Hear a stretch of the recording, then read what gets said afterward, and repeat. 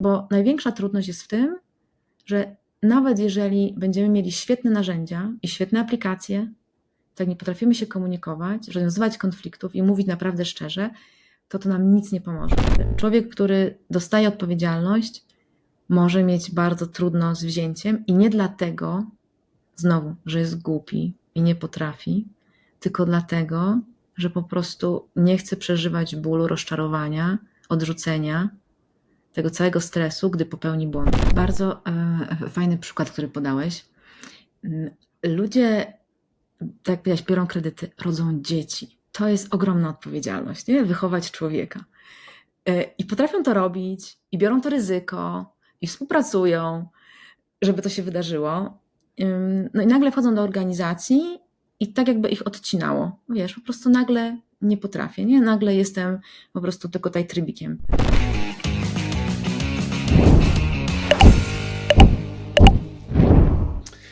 Cześć Ewa, dziękuję, że przyjęłaś zaproszenie do mojego odcinka. Bardzo się cieszę, że tu jesteś i że będziemy rozmawiać o tych tematach.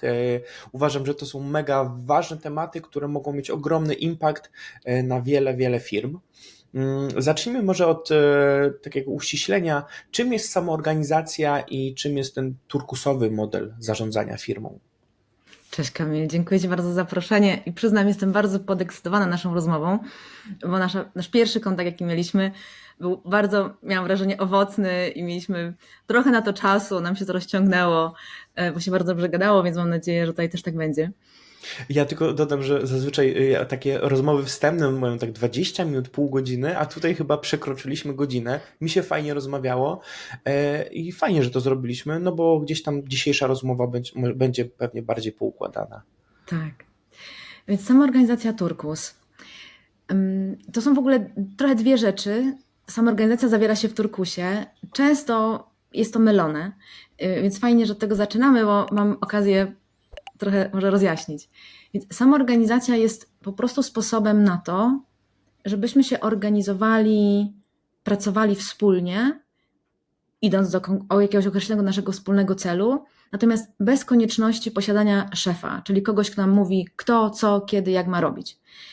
Samoorganizacja zakłada, że mamy na tyle klarowności w rolach, odpowiedzialnościach, decyzyjnościach, że lub ją sobie rozwiniemy oczywiście, że potrafimy jako zespół się dogadać, co kto, jak, kiedy będzie robił, bazując na tym, kto ma jakie umiejętności, jakie są priorytety, co chcemy dowieść. I nie potrzebujemy czekać na kogoś, kto nam powie, jak to zrobić. Wiesz? Marzenie. Marzenie, no. Ale my to robimy, słuchaj, my to robimy permanentnie w naszym życiu, tylko my się nad tym nie zastanawiamy. Więc na przykład miasta są pięknym przykładem samoorganizacji. Są pewne ramy, prawa, kodeksy, no i potem to się dzieje samo, wiesz. Nikt nie mówi komuś, panie Krzysztofie, pan tutaj w tym miejscu otworzy sklep z jakimiś ciuchami, albo, nie wiem, z restaurację. Nikt nikomu tego nie mówi. Wiesz, ludzie sami się organizują, ponieważ jest zapotrzebowanie, mam ochotę, mam umiejętności, talenty, mam zasoby, mam jeszcze ludzi do współpracy, no i jest lokal, wiesz, i się dzieje. Nie? Oczywiście muszę mieć jakieś pozwolenia, muszę to robić zgodnie z ramami pewnymi, natomiast my to potrafimy robić. Tylko zapominamy o tym. Natomiast turkus jest, ja bym to powiedziała, ideą. Jest podejściem, taką filozofią, która mówi o tym, że ten sposób naszego zarządzania, który od ponad 100 lat praktykowaliśmy do tej pory, już się wyczerpał. Czyli efektywność, jasne, spoko, i chcemy ją mieć. Natomiast może niekoniecznie już taka standaryzacja. Wszystko tak samo, dla wszystkich tak samo. Może niekoniecznie już pracownicy, którzy nie mają wiedzy, doświadczenia i po prostu mówią, co im się robi, ponieważ masa ludzi ma doświadczenie, wykształcenie, wiedzę. Mamy internet, który powoduje, że mamy dostęp praktycznie do każdej wiedzy.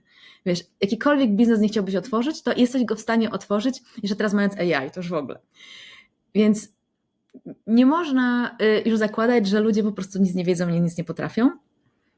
I jak im nie powiesz, jak to zrobić, to nie zrobią.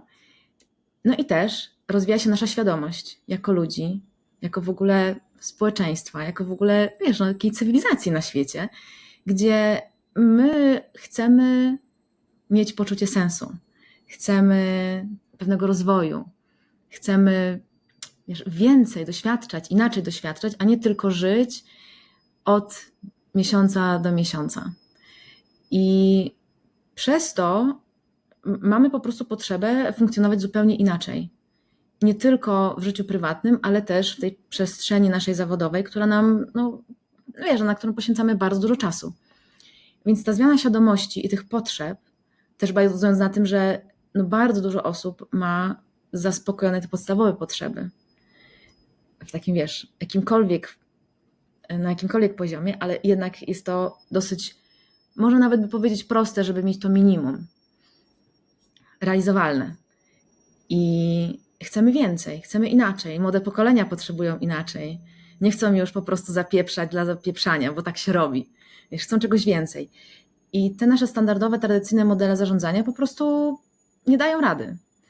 Ludzie się męczą, cierpią, mają depresję, wypalenia, choroby, bo ta presja tego, że trzeba jakoś robić i często bardzo wbrew sobie, bo po prostu ktoś tak powiedział, jest tak duża, że po prostu wymiękamy, zwyczajnie, jako ludzie. I też wcześniej myśleliśmy o organizacjach jako maszynach. Wiesz, że tam wystarczy zmienić człowieka, coś tam podkręcić, nie? I że jak to jest trochę jak budowa cepa. Nie? Proste. Raz, dwa, trzy, cztery. Ten człowiek nie chce tak, jak ja mu każę, no to go wymienimy, wstawimy kogoś innego, wymienimy jakiś proces, tak żeby było nam dobrze, nie? I żeby było efektywnie, żebyśmy osiągali te cele. No i człowiek był traktowany jak maszyna, wiesz, bez takiego poszanowania jego potrzeb, jego talentów, wiesz, jego pragnień, potencjałów, tylko po prostu masz robić to, co tutaj my mówimy, za to ci płacimy, w związku z tym dostosuj się.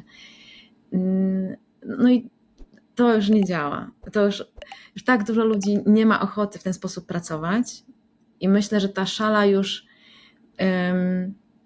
się tak przegięła na tą stronę, że chcemy jednak inaczej.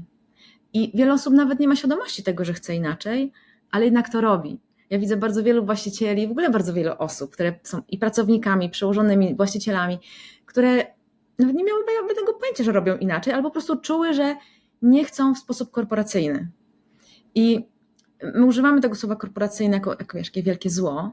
Ja nie uważam, że to jest wielkie zło. Tam są przepiękne rzeczy, które można się nauczyć i to jest bardzo potrzebna, ta efektywność, wiesz, korporacyjna jest potrzebna, natomiast w trochę inny sposób. Nie? Czyli dalej osiągajmy cele, jasne, róbmy to, do czego chcemy dążyć, ale z takim poszanowaniem człowieczeństwa. Tak bym to chyba ujęła. Ma to sens? Ma to sens, bardzo duży. W ogóle poruszyłaś bardzo dużo wątków.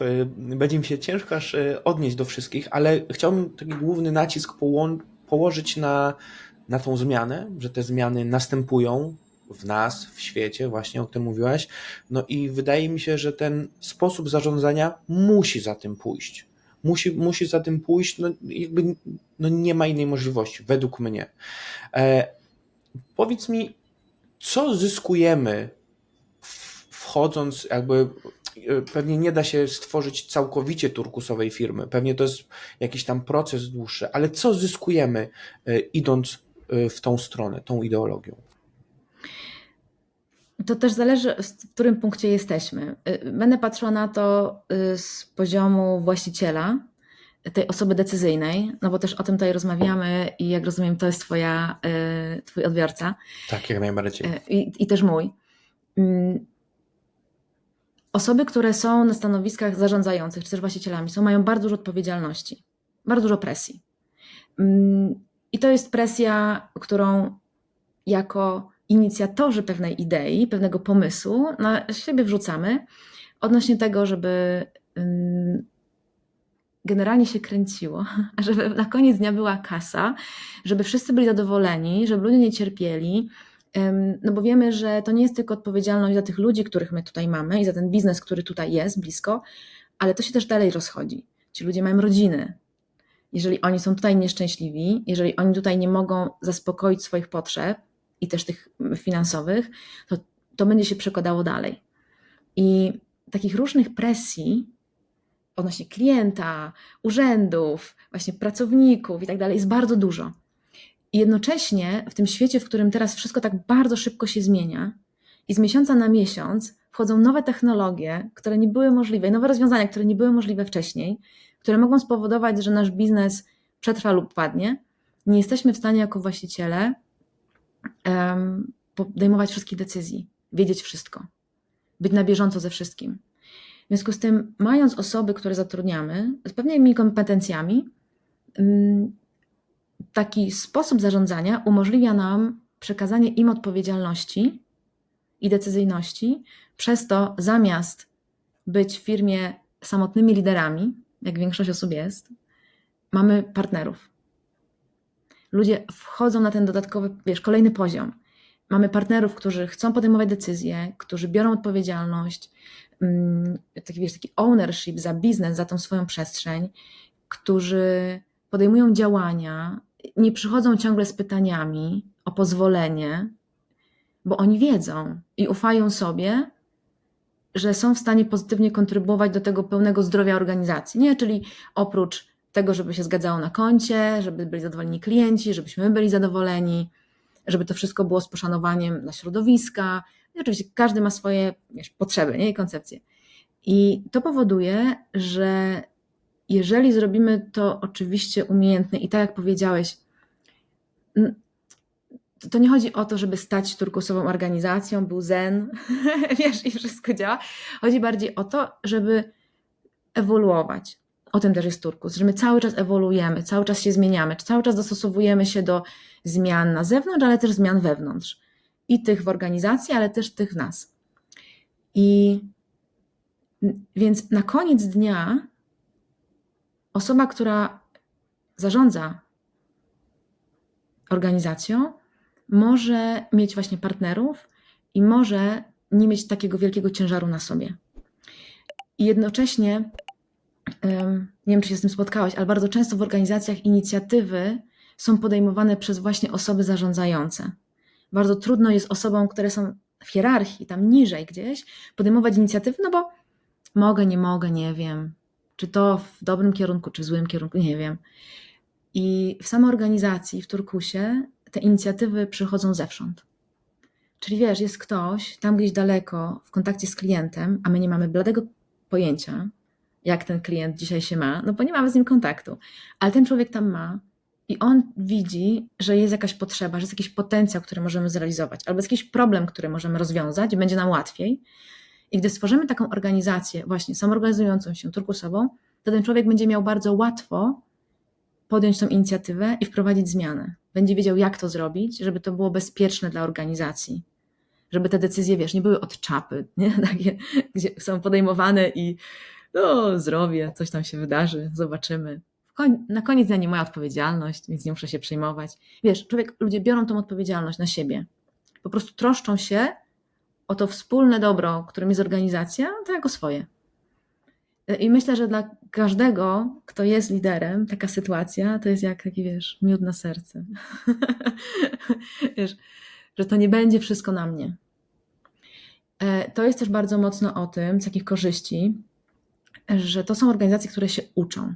Czyli tam takie umiejętności jak przyjmowanie, dawanie feedbacku, patrzenie na to, jak nam poszedł projekt, czego się możemy z tego nauczyć i co możemy dalej zastosować, żeby było lepiej, też jest fundamentem.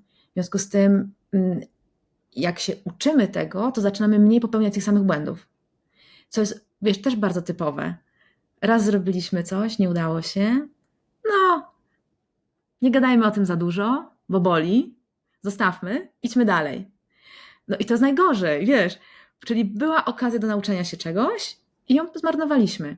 Więc uczymy się tego, żeby było transparentnie, szczerze, otwarcie, żeby nie było obwiniania, tylko żeby była ciekawość tego, tak to zrobiliście, a jakie mieliście założenia, że tak to zrobiliście?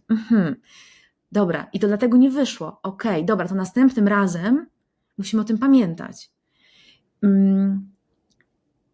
To też powoduje, że gdy mamy organizację, która się ciągle rozwija, o wiele nam jest łatwiej przyciągać talenty. Gdy człowiek ma kompetencje, chce brać odpowiedzialność za swoje życie i gdy wchodzi do organizacji, która mówi nie, my tu będziemy za ciebie decydować, no to wiesz, podcinamy skrzydła, bardzo mocno podcinamy skrzydła. I taki człowiek długo nie wysiedzi. Nie, bo albo szybko będzie miał depresję, albo po prostu się znudzi. I w takiej organizacji my dzięki temu, że ewoluujemy, że się uczymy, ale też, że mamy coś takiego jak dynamiczne role, gdzie nie jesteś przypisany do jednego stanowiska i potem tylko twój rozwój oznacza, że wejdziesz wyżej, tylko możesz awansować, wiesz, w poziomie, możesz się uczyć nowych rzeczy, zgodnie z twoimi talentami i aktualnymi potrzebami też. I oczywiście potrzebami organizacji. Więc możesz się rozwijać na różne sposoby i to są, wiesz, takie piękne historie, jak ludzie na przykład w przestrzeni IT, deweloperzy, którzy by się wydawało, że deweloper to tak po prostu chce tam siedzieć przy tym komputerze i tylko kodować. I niektórzy tak mają, spoko. Ale okazuje się, że są też tacy, którzy bardzo chętnie zajmą się też innymi rzeczami. Wiesz, pomaganiem innym zespołom, mentoringiem, albo tworzeniem jakichś procesów ogólnoorganizacyjnych, bo one pomagają i ktoś ma do tego, wiesz, energię. I nagle się okazuje, że mamy różne talenty, o których nie wiedzieliśmy, które siedziały sobie tam cichutko, no i były niewykorzystywane. A to są nasze zasoby, które mamy, z których możemy korzystać. Więc ludzie, którzy właśnie są ciekawi, chcą się rozwijać, o wiele łatwiej mogą to robić w takiej organizacji. Wiesz, to jest też ogromna, taka z innej już części i bardzo często widzę, że właściciele bardzo mocno chcą, żeby ta część też była rzeczywistością organizacji, czyli rozwój ludzi. Taki naprawdę osobisty, emocjonalny, mentalny rozwój ludzi, gdzie nie tylko uczymy się nowych rzeczy merytorycznie, ale wzrastamy jako człowiek. Uczymy się właśnie tej szczerości, tej otwartości, empatii, wiesz, komunikacji, rozwiązywania konfliktów. Więc wiesz, to jest taki, ja bym powiedziała, że z takiego nieco martwego tworu, jakim jest taka tradycyjna organizacja, gdzie ludzie po prostu jak maszyna tam, wiesz, idą i robią różne rzeczy, nagle tworzymy taki żywy organizm, w którym czuć to życie. Wiesz, i czuć różne bardzo piękne rzeczy, które ludzie realizują,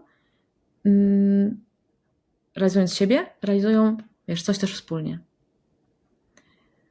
Mi się bardzo podoba ta analogia do organizmu, bo ja też to widzę, tak? Bo w organizmie jakby każda część jest ważna, każda część ma wpływ na resztę organizmu, no i jest to ta taka wspólna odpowiedzialność. Podoba mi się też, też mam taki zgrzyt troszeczkę, bo mówimy teraz o tych firmach zarządzanych jakby odgórnie. Tam jest tak, że właściciele bardzo często narzekają na to, że ci pracownicy właśnie, no, czy tam nie pomyślą, czy nie wyjdą z inicjatywą i tak dalej. Już zostawmy, dlaczego tak jest, a może to zaraz omówimy, ale ci ludzie, ci pracownicy de facto mają swoje życia, nie wiem, potrafią wziąć kredyt, kupić samochód, zaplanować, nie wiem, przyjęcie. Oni mają te umiejętności, jakby, no bo normalnie funkcjonują w życiu. I właśnie gdzie tu może być popełniony błąd?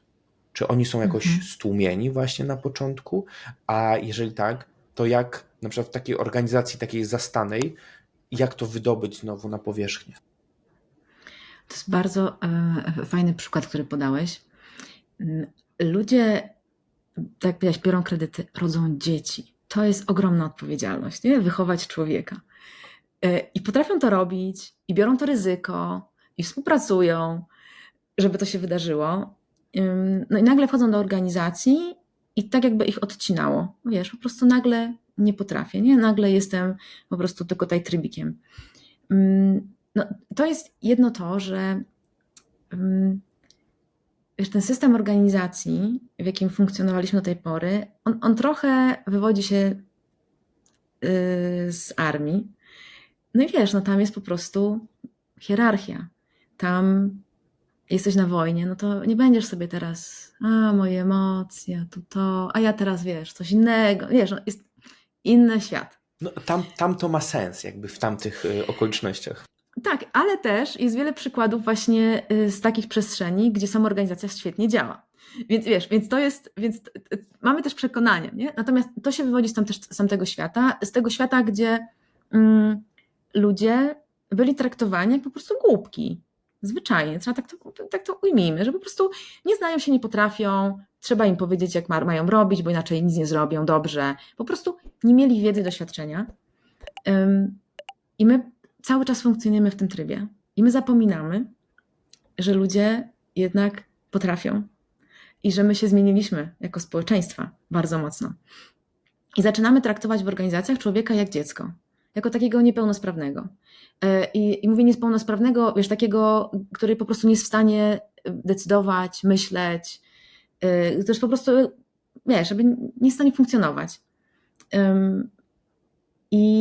No i my mówimy mu, jak ma żyć, jak ma robić. W związku z tym, jak ktoś ci cały czas mówi, masz robić tak, to jest ten sposób, nie ten twój, jakbyś chciał, ten tutaj, bo my tak stwierdziliśmy, bo my wiemy lepiej, bo my jesteśmy tym guru, wiesz, tym, który no po prostu wie, jak to się robi, a ty nie wiesz, no to człowiek się, wiesz, dostosowuje do systemu, do którego wszedł i działa zgodnie z tym systemem. I działa też zgodnie z tym systemem, ponieważ my jako ludzie z jednej strony mamy ogromną potrzebę ekspresji, wiesz, i tego, żeby żyć w zgodzie z sobą i swoim potencjałem i generalnie robić tak, jak my uważamy, ale jednocześnie, czy też i jednocześnie mamy bardzo dużą potrzebę przynależenia, tego bezpieczeństwa.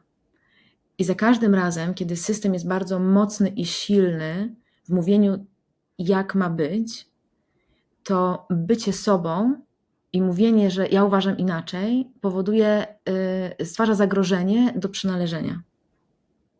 No i to jest ogromny stres, wiesz, to jest już taki nasz pierwotny stres, gdzie, wiesz, no jak ze swojego społeczności cię wyrzucą, no to po prostu umrzesz, zginiesz. I to są cały czas te same systemy, które, wiesz, w nas pracują, które też oczywiście ugruntowaliśmy sobie jako dzieci, gdzie jako dzieciaki byliśmy totalnie zależni od rodziców. W związku z tym uczyliśmy się, jak tu zrobić, żeby być jednak bezpiecznymi w tym systemie rodzinnym. No więc nauczyliśmy się, jak to się dostosowywać do tego, jak rodzice chcą. No i potem, wiesz, potrafimy to robić perfekcyjnie, dostosowywać się do każdego nowego środowiska, do którego wejdziemy. I oczywiście robimy to różnie, na różnych poziomach, czasami bardziej, czasami mniej, czasami po, wiesz, miesiącu stwierdzamy, o nie, to w ogóle nie dla mnie, idziemy dalej. Ale jednak w każdej organizacji ten nacisk na to, my jesteśmy tacy, jesteśmy taką kulturą, jesteśmy taką organizacją, tak działamy, to się tak rzeczy robi, jest tak silne, że wiesz, jednostka ma po prostu marne szanse, żeby stwierdzić nie, inaczej. Chyba że jest na samej górze. No to wtedy ma o wiele więcej możliwości.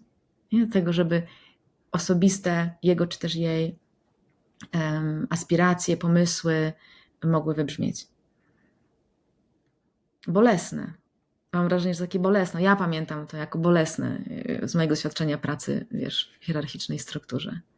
Ja jakby z tego powodu nigdy nie pójdę na etat, bo no nie jestem w stanie po prostu znieść właśnie takie myśli.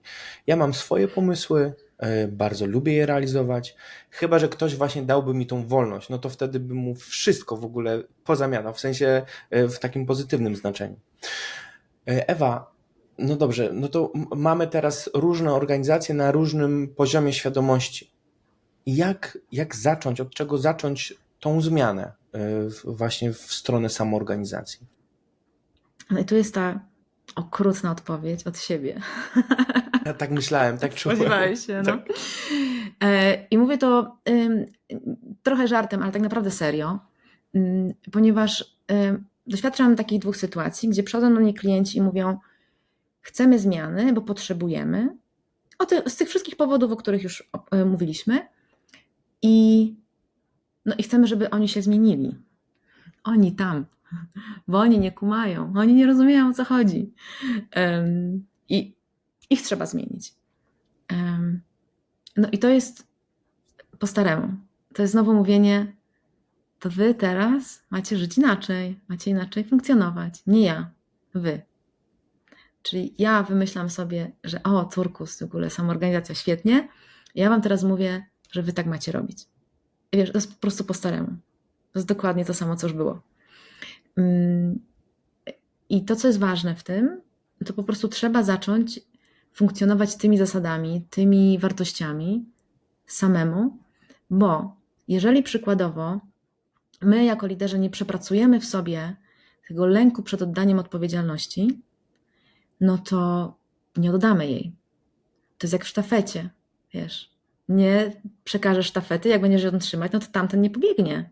Zresztą nie pobiegnie, no bo nie będzie mógł wziąć jej. Wiesz, dopóki jej nie ma, to nie może biec dalej. I to jest dokładnie to samo. I to bardzo często jest, i ja nie mówię tego, że jeżeli ktoś chce stworzyć taką organizację, że najpierw musi przepracować wszystkie swoje tematy, wiesz, żeby móc w ogóle zacząć. Nie, to się po prostu dzieje równolegle. To jest ta ewolucyjność, że zaczynamy, mamy jakąś ideę, jakieś pragnienie, zaczynamy o tym rozmawiać z innymi ludźmi, patrzymy, jak oni na to reagują, patrzymy, co nam to robi, ich reakcja, no i rozmawiamy o tym. I przy okazji procesujemy sobie te wszystkie swoje tematy, które powodują, że się boimy. Boimy się oddać odpowiedzialności, boimy się, że ludzie popełnią błędy, boimy się, że jak oddamy tę odpowiedzialność, to zbankrutujemy, że ludzie podejmą jakieś decyzje, które nas totalnie rozłożą. Abstrahując od tego, że bardzo rzadko są takie decyzje, które mogą rozwalić całą organizację, wiesz, pojedyncze decyzje, to raczej jest łańcuszek różnych decyzji, ale wiesz, to są wszystkie myśli, które mamy.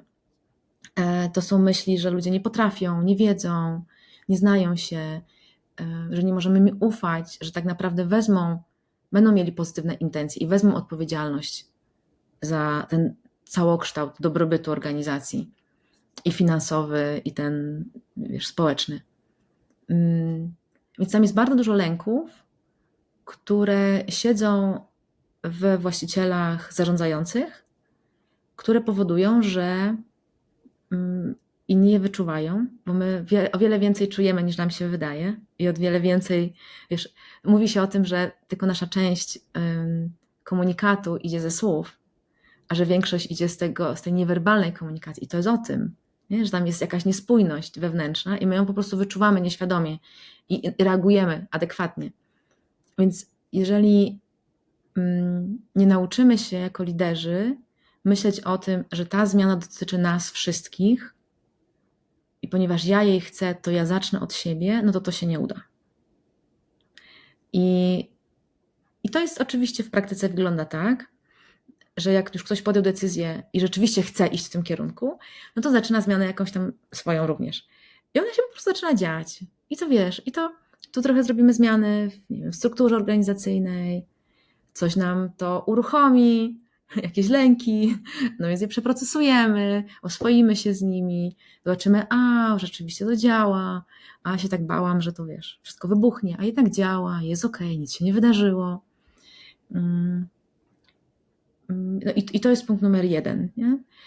Punkt numer 2, on jest na równi, ja tutaj nie chcę nawet ich tam skalować, jest taki, że po prostu musimy zrobić trochę researchu i zobaczyć, jak to w ogóle funkcjonuje, co jest potrzebne, jak to inne organizacje robią, przez jakie doświadczenia przeszły, co się sprawdziło, co się nie sprawdziło.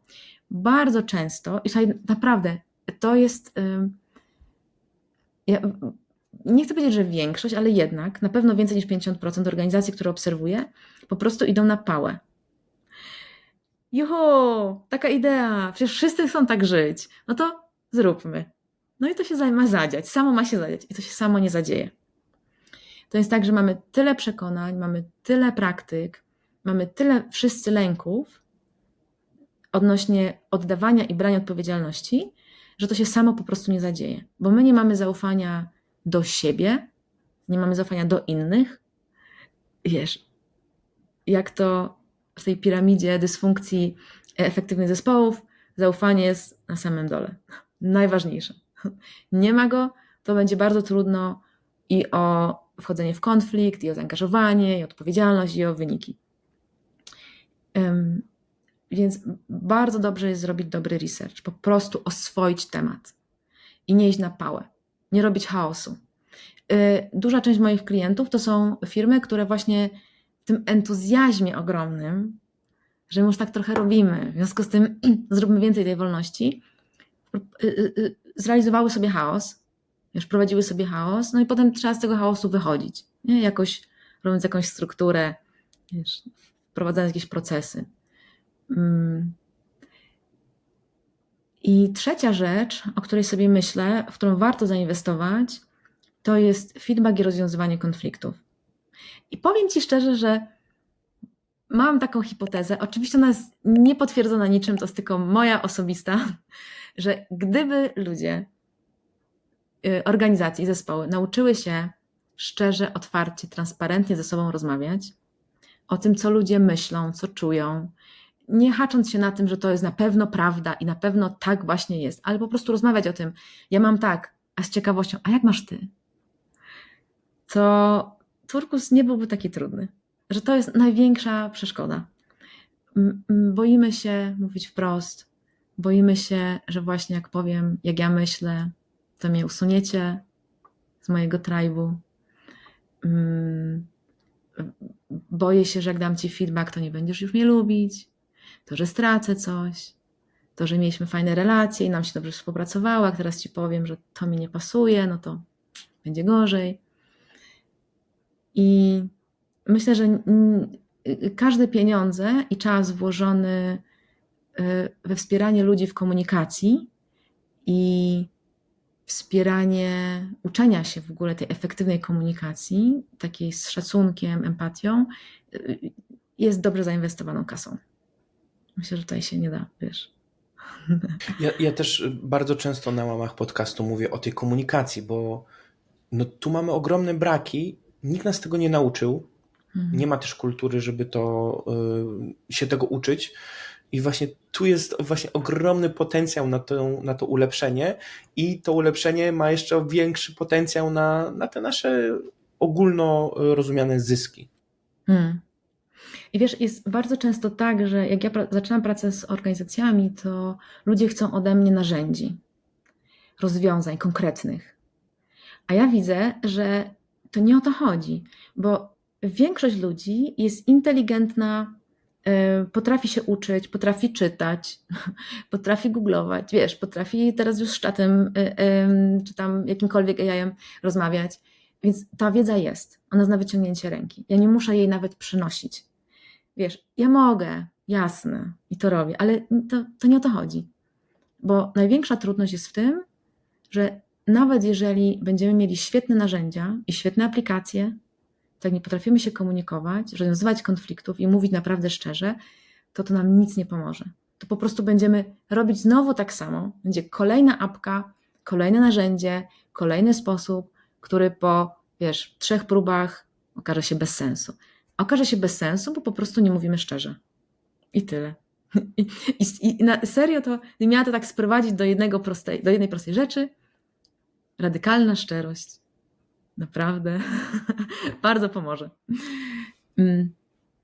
I widzę, jak bardzo mocno to jest trudne, jak bardzo w procesie bardzo szybko dochodzimy do takiego punktu, gdzie zespoły po prostu chcą, żebym przyniosła konkretne rozwiązania i powiedziała im, jak oni mają to zrobić, jak oni mają żyć. Wiesz? A ja mam takie, ja nie wiem, jak macie żyć, bo to jest wasze życie, wasza organizacja, wasze wartości. Ja tam nie pracuję na co dzień. Ja nie wiem, jak macie to robić, żebyście wy byli zadowoleni. Ja mogę wam oczywiście pokazać różne przykłady, różne alternatywy, ale nie po to, żebyście zrobili tak, jak ja wam mówię.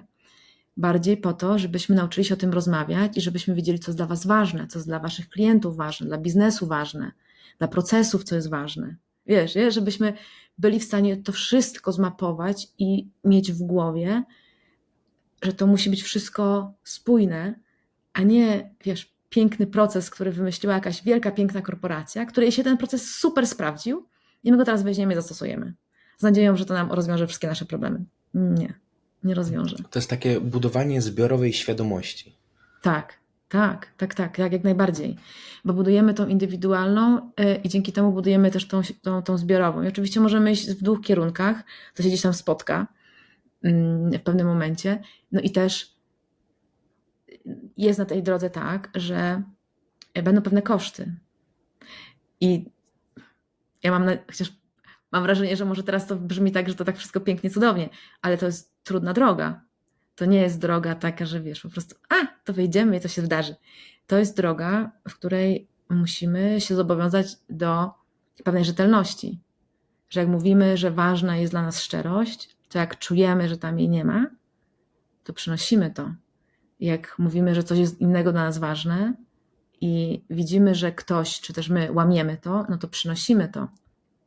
To jest trudne. Wiesz, to jest mega trudne. Natomiast w tym, jak patrzę na organizacje i zespoły, to wszyscy ludzie tego chcą.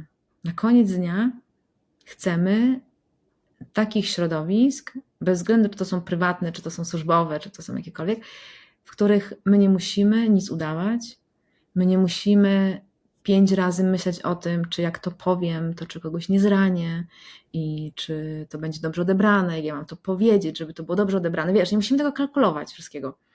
Możemy po prostu powiedzieć i oczywiście tutaj jest ważne, żeby to mówić z życzliwością i zakładaniem pozytywnych intencji, a nie z tym, że chcę ci po prostu przywalić i cię zranić, no bo to jest inna sprawa. Nie w tą stronę idziemy.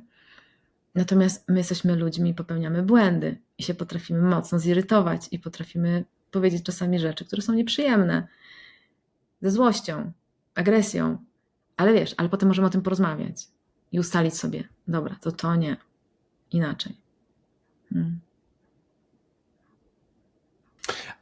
Bo tak rozmawiamy od strony lidera, ale porozmawiajmy teraz, jak to wygląda od strony pracownika, żeby zrozumieć też tą drugą perspektywę. Myślę, że to jest taki ciekawy punkt.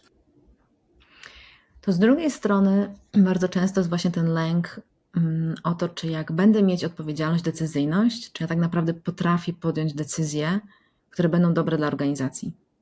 Czy jak popełnię błąd, a ponieważ nie mam tego doświadczenia w podejmowaniu tylu decyzji, to czy jak podejmę jakąś błędną decyzję, to czy to oznacza koniec mojego żywotu. To jest też, dlatego większość tych procesów my wcale nie tworzymy dla właścicieli. Chociaż często też dla właścicieli, bo oni bardzo lubią tam, wiesz, wchodzić nie tam, gdzie powinni, wiedzą wszystko i tak dalej, się, wiesz, wszaniać w różne rzeczy. Natomiast wiele z tych procesów jest po to, żeby właśnie ludzie, którzy do tej pory nie mieli tej odpowiedzialności, decyzyjności, mogli w bezpieczny sposób się jej nauczyć. Żeby mogli zaufać, że jest bezpiecznie, że jak ja powiem, że uważam, że coś nie działa, pomimo że wszyscy włożyli w to super dużo energii i zapału, i że jak ja to powiem, to nie będę wyśmiana, nie dostanę odpowiedzi typu ty to zawsze się tam, wiesz, no, masz problem, ty to tamto. Nie, to nie będzie z negacją, tylko będzie z ciekawością. I to jest bardzo trudne. No bo gdzie my się mieliśmy nauczyć tego, że jak powiemy, że nam nie pasuje, że lekcja trwa 45 minut albo 1,5 godziny, to że ktoś to weźmie pod uwagę, wiesz, jakby, byliśmy przez tyle lat indoktrynowani, przez pierwsze 20 lat mniej więcej byliśmy uczeni tego, jak mamy powielać to, co nam ktoś każe. Więc potem wejść w środowisko i robić zupełnie inaczej jest super trudne. Dlatego musimy mieć tą cierpliwość, że ludzie potrzebują tego czasu, żeby się nauczyć. I też trochę teraz widzę, że też i tak przechodzę do strony, wiesz, zarządzających, bo to jest na przykład też o tym, że osoby, które inicjują takie procesy, one o tym myślą. Wiesz, jak właściciel, wiesz jak sam jest. Ty myślisz o tym o bardzo wielu różnych porach dnia i nocy. Non-stop. Non-stop, dokładnie. Jak jest się pracownikiem w hierarchii, to bardzo często mamy wtedy taką tendencję, żeby starać się nie myśleć o tym po pracy. Nie? Czyli jest ta idea work-life balance. Nie ma jej, wiesz, to jest iluzja ogólnie rzecz biorąc, ale bardzo wiele osób chce mieć możliwość taką, że zamyka laptopa i idzie się zajmuje swoimi prywatnymi sprawami. I gdy nie pamiętamy o tym, że gdy my myśleliśmy o tym, żeby zarządzać inaczej, żeby oddać odpowiedzialność, żeby robić te wszystkie piękne rzeczy i że my myśleliśmy o tym przez ostatnie 2 lata i dorastaliśmy w tym, że inni nie dorastali w tym czasie. Inni się zajmowali zupełnie innymi rzeczami, nie mieli w ogóle świadomości bardzo często, że my tam mieliśmy różne, wiesz, rozkminki. I nagle, gdy my konfrontujemy z taką informacją, że ja chcę teraz, żebyście podejmowali decyzję, no to po tej stronie może być opór, bo ludzie potrzebują też to zintegrować, poznać, zrozumieć, doświadczyć w bezpiecznych przestrzeniach, no bo inaczej będą mieli naturalny opór. I on będzie zawsze praktycznie, więc myślę, że to nie chodzi o to, żeby zrobić zmianę tak, żeby nie było oporu, bardziej, żeby się z niego uczyć.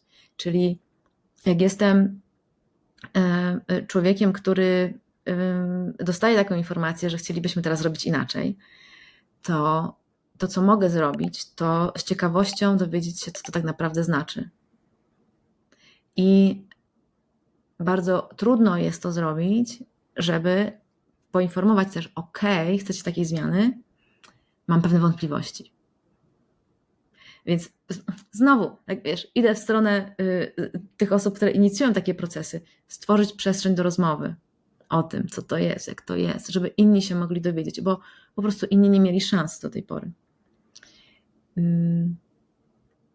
I o wiele trudniej jest, będąc pracownikiem w hierarchii, teraz przejść do takiej przestrzeni, w której ja mówię otwarcie i szczerze, jak tego nie było wcześniej, albo jak tego było mało, albo jak mieliśmy różnego rodzaju performance review, wiesz, jakieś różne oceny, jakieś różne feedbacki, one szły tylko z góry w dół. I teraz ktoś mówi, no to mówcie nam też. Wiesz, serio? Ciężko. Serio? A ja mam przecież 20 przykładów na to, jak coś próbowałam powiedzieć, to dostawałam po łapach i teraz mam to zrobić tak po prostu? Więc trzeba po prostu pamiętać, że zaufanie, które budujemy, to budujemy w dwie strony i nie ma chyba takiego wskaźnika, który powiedział, kto ma trudniej z tym zaufaniem. Myślę, że wszyscy mamy trudno. A jeszcze my w Polsce, wiesz, z tą pamięcią komuny mamy trudno z zaufaniem. Więc musimy po prostu pamiętać, że to jest krok po kroku, że człowiek, który dostaje odpowiedzialność, może mieć bardzo trudno z wzięciem i nie dlatego, znowu, że jest głupi i nie potrafi, tylko dlatego, że po prostu nie chce przeżywać bólu, rozczarowania, odrzucenia, tego całego stresu, gdy popełni błąd. A to jest bardzo duże, wiesz, bycie karanym za popełnienie błędu, każdy, nie wiem, przynajmniej z naszych pewnie roczników zna. Ale myślę, że też jest z tych młodszych również. Więc my wiemy, nie? Zrobimy coś nie tak, jak ktoś chce, będzie kara, będzie negatywna konsekwencja. I jako zarządzający musimy o tym pamiętać, że ludzie tak mają i że to jest zupełnie normalne i naturalne, że będziemy w tej obawie, będziemy w tym lęku i że jak ktoś będzie chciał, żebyśmy robili inaczej, no to potrzeba czasu, trzeba dać ludziom kompetencje. Bardzo często ludzie nie potrafią dawać sobie feedbacku, wiesz, nas tego nikt nie uczy, tak jak mówiłeś, nikt nas nie uczy rozwiązywania konfliktu. W związku z tym zakładanie, że ludzie nagle zaczną mówić otwarcie, dawać feedback i rozwiązać konflikty jest absurdalne, po prostu to się nie wydarzy, bo zazwyczaj zarządzający też tego nie potrafią. Więc znowu patrząc od strony pracownika, tak to ujmijmy, no to tam przede wszystkim będzie ten lęk, ale też będzie też taki lęk, czy oby jak się okaże, że zarządzającemu daliśmy jakiś feedback, jemu się nie spodoba, to czy on teraz nie powie, nie, to wracamy z powrotem do tego, co było. Wiesz, też tego nie ma zaufania bardzo często, nie? Że rzeczywiście to będzie konsekwentnie realizowane i że jak powiedziała, że idziemy w tym kierunku, to rzeczywiście też będzie próbowała i będzie starała się robić zgodnie z tym, a nie będzie robiła ciągle wyjątki. Wiesz, to wyjątek, tam wyjątek, gdzieś tam wyjątek. I miałam okazję widzieć organizacje, które właśnie szły w stronę na przykład turkusu, praktykowały różne sposoby samoorganizacji, nawet holakrację i w momencie kryzysu zaorały wszystko. I mówię wszystko w kontekście tego podejmowania decyzji, od decyzyjności, odpowiedzialności. I zrobiły tak, no jesteśmy w kryzysie, więc musimy zawiesić tą zabawę i zrobić po staremu. I to jest wtedy taka wielka wyrwa w tym poziomie zaufania, że jest bardzo trudna do odpracowania. No bo miało być na poważnie, ludzie wzięli to na poważnie, odkryli swoje miękkie podbrzusza, a my teraz powiedzieliśmy, zawieszamy tą zabawę na chwilę, potem ją odwiesimy, tylko teraz musimy zwolnić 30% osób. No to ma bardzo, bardzo ciężkie są konsekwencje tego. Nie? Więc fajnie jest, wiesz, zatroszczyć się właśnie o takie rzeczy, żeby mieć mechanizmy, które powstrzymają nas jako zarządzających przed działaniami, które mogą totalnie zburzyć zaufanie.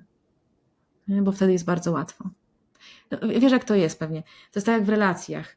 No, jesteś w relacji, otwierasz się przed kimś, a potem ktoś mówi, o, otwarty jest, to ja tam nożem, wiesz. To bardziej boli. To bardziej boli. Nie? I bardzo trudno jest potem to odbudować.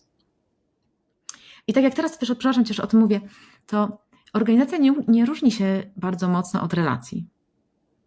Wiesz, to jest prawie jedno i to samo, tylko mamy inne cele. Tu mamy na przykład cele rodzina, przyjemność, jakaś zabawa, coś tam, a tu mamy cel biznes. I to też relacja. Ja często founderów startupu porównuję do małżeństwa, no bo to dla mnie też się prawie niczym nie różni. Jakby w momencie, kiedy wchodzimy w jakąś spółkę, to jest małżeństwo. I właśnie pytanie, jak to zrobimy? Tak? Czy przegadamy wcześniej, jakie mamy cele, jakie mamy ambicje, jacy sami jesteśmy, co lubimy, czego nie lubimy i masę innych rzeczy, to tak potem ten związek będzie pracował w przyszłości. Wiesz, i też jest tak, że nam się wydaje też w relacjach, że my sami jesteśmy w stanie wszystko zrobić i rozwiązać każdy konflikt. No nie. Po to są terapie różnego rodzaju par, aby nam łatwiej się było komunikować, abyśmy się nauczyli innej komunikacji, innego sposobu, bo nasz sposób to jest zazwyczaj taki, którego nauczyliśmy się w domu. I podobnie jest w organizacji. Gdy mamy kilku właścicieli, tam zawsze będą nieporozumienia. I warto jest zatrudnić kogoś, kto nam pomoże w rozwiązaniu tych nieporozumień, kto nam pomoże zobaczyć z innych perspektyw różne rzeczy. I to ciekawe, co powiedziałeś o tym małżeństwie u founderów, ponieważ tak patrząc ze systemowego punktu, to my mamy jako ludzie tendencję do wchodzenia w organizację i nieświadomie traktowania je jak rodziny. A założyciele organizacji tym bardziej. Jeszcze jak jest firma rodzinna, no to już w ogóle to jest. To już nawet, wiesz, nie jest założenie, to już jest rzeczywistość. I w tym momencie my zaczynamy odtwarzać nasze rodzinne schematy.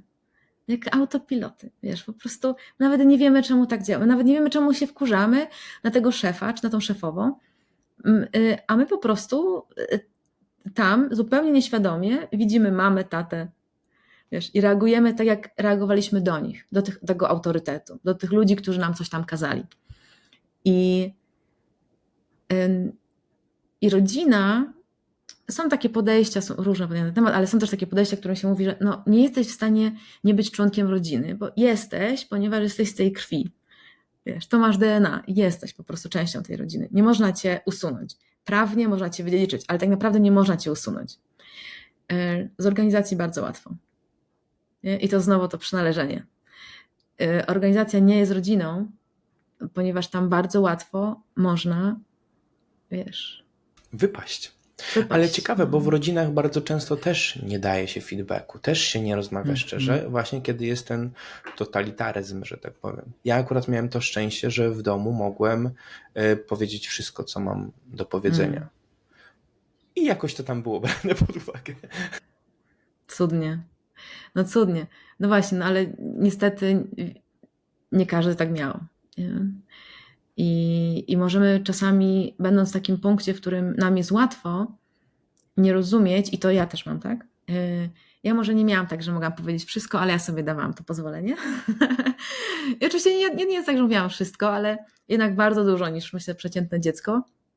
Ja, wiesz, całą moją drogę później cierpienia, że nie mogę w hierarchicznej strukturze właśnie tego mówić, bo jak o tym mówię, to jest nie tak. No i potem jestem, gdzie jestem, zajmuję się tym, czym się zajmuję i pomagam ludziom właśnie w takiej transparentnej, wiesz, szczerej komunikacji. też nieraz mam tak, że zastanawiam się, ale co tu jest niezrozumiałe?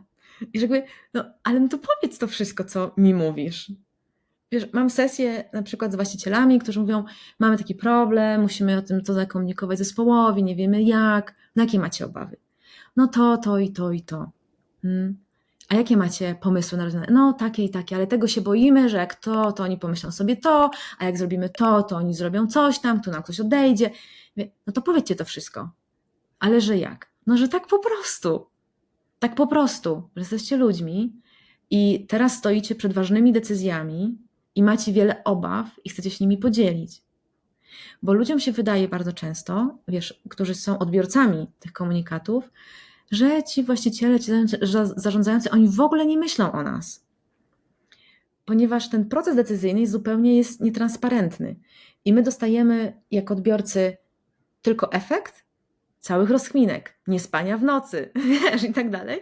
Dostajemy tylko ten efekt i widzimy rezultat i myślimy sobie, nie, no to jest niesprawiedliwe. Nie, no w ogóle nie wziął pod uwagę tego i tego. W ogóle debil, wiesz, debil, nie? No to są takie potem opinie. A tu się okazuje, że ten człowiek przez 3 tygodnie był sam w tej decyzji, albo wiesz, te parę osób byli w tej decyzji, próbowali to rozważyć z każdej perspektywy i zmapowali to wszystko i wyszło im, że najmniejszą szkodą będzie taka decyzja. Trudna dalej, ale taka. Tylko nie poinformowali o tym całym procesie. A gdyby poinformowali, to i też zaangażowali na przykład ludzi wcześniej, bo to jest proces podejmowania decyzji konsultacyjny, którego się też uczymy, wiesz, w Turkusie, w samoorganizacji, że są decyzje, które naprawdę bardzo warto konsultować z innymi, szczególnie jeżeli dotyczą ich bardzo mocno. Czyli mamy taki problem, mamy taką propozycję, mamy takie obawy, tego się boimy, to myślimy, że będzie konsekwencją. Jakie macie pytania, żeby to lepiej zrozumieć? Bo może to nie jest jasne, może i tak nie powiedzieliśmy wszystkiego. I wiesz, i zaczynamy od tych pytań klaryfikujących, gdzie ludzie mogą dopytać o te rzeczy, które im się już tam kłębią, których nie rozumieją. I potem pytamy ich, dobra, jakie macie reakcje, co wam to robi, co sobie myślicie, może macie jakieś inne pomysły, może o czymś zapomnieliśmy, w ogóle nie pomyśleliśmy o czymś zupełnie. I to jest taki proces, którego bardzo często zarządzający się boją, mają przekonanie, że oni muszą wiedzieć i oni muszą dostarczyć to bezpieczeństwo tej decyzji, żeby to już było podjęte, żeby ludzie nie musieli o tym myśleć. No a w samoorganizacji to jest właśnie błąd, ponieważ ludzie chcą i chcemy ich nauczyć tego, żeby oni brali w tym udział i mówili nam, jeżeli myślą inaczej. I to jest przepiękne, jak nam się wydaje, że ludzie nic nowego nie wniosą, no bo przecież nie zarządzali nigdy firmą, która ma, wiesz, nie wiem, dziesiątki, setki milionów obrotów rocznie, a się okazuje, że ludzie z tych różnych perspektyw dokładają swoje kawałki i dzięki tym kawałkom nam się tworzy nowy obraz, nowe rozwiązanie. I można byłoby powiedzieć, i to bardzo często słyszę, tak, no ale taki proces decyzyjny jest bardzo długi. I to nam teraz zajmie na przykład 2 miesiące, a my nie mamy tyle czasu. Szczerze powiedziawszy, to tak, od momentu, kiedy mamy decyzję do podjęcia i rozmyślamy o niej, to już mija czas. Potem podejmujemy decyzję i ją wdrażamy, nie mówiąc ludziom o tym całym procesie decyzyjnym i zostawiamy ich z konsekwencjami naszej decyzji. I oni próbują się w tym wyrabiać. I mają opór, nie robią tego tak, jak byśmy chcieli, nie biorą odpowiedzialności za to. Wiesz, po prostu robią minimum, które muszą, o ile w ogóle. I potem się okazuje, że my musimy zmienić trochę tą decyzję i ją dostosować, no bo nie wzięliśmy pod uwagę pewnych realiów, które dopiero nam wychodzą w czasie. I wiesz, i ten proces trwa tyle samo, tylko jest bardziej bolesny. To jest trochę tak jak na budowie. Wiesz, łatwiej jest i taniej na etapie planu zapytać urzędy, zapytać architekta, zapytać jakiegoś, wiesz, kogoś od wód gruntowych, o te wszystkie rzeczy, zanim podejmiemy decyzję, niż podjąć decyzję, bo taki piękny projekt w ogóle będzie pięknie wyglądał i potem zacząć budowę i że się okaże, że nie w tym miejscu, tu zalało, a tutaj za blisko czegoś, musisz przesunąć. Wiesz, to jest bardzo kosztowne. I można byłoby powiedzieć, że ten człowiek szybko podjął decyzję, tylko podjął ją tak nieefektywnie, nie uwzględniając okoliczności i warunków, że koszty są tego duże. I dokładnie to samo się dzieje w organizacji. Wiesz co, ja miałem kiedyś taką sytuację na jakimś przyjęciu urodzinowym jakiegoś maluszka. Rozmawiałem z tatą jednego z gości, który pracował jako szklarz w takiej dużej firmie tutaj na Podkarpaciu. I on zaczął mówić o swoim dyrektorze i mówi tak: wiesz, Kamil, ten nasz dyrektor to tak często do nas schodził, często z nami rozmawiał. Mówi, to był gość, jakby czuć było, że mu zależy, czuć było, że on ceni naszą taką wiedzę ekspercką i też na podstawie tej wiedzy tych pracowników niżej budował te decyzje i to przynosiło mega efekty, pamiętam. Bo potem ten dyrektor się zmienił i wszystko właśnie się skończyło, ale pamiętam właśnie ten wzrok tego gościa, nie? Jak on ciepło mówił o tym dyrektorze, który po prostu zszedł z nim pogadać, zapytać go o zdanie. Dokładnie. To my się wtedy czujemy też częścią tej decyzji, więc jest nam o wiele łatwiej się z nią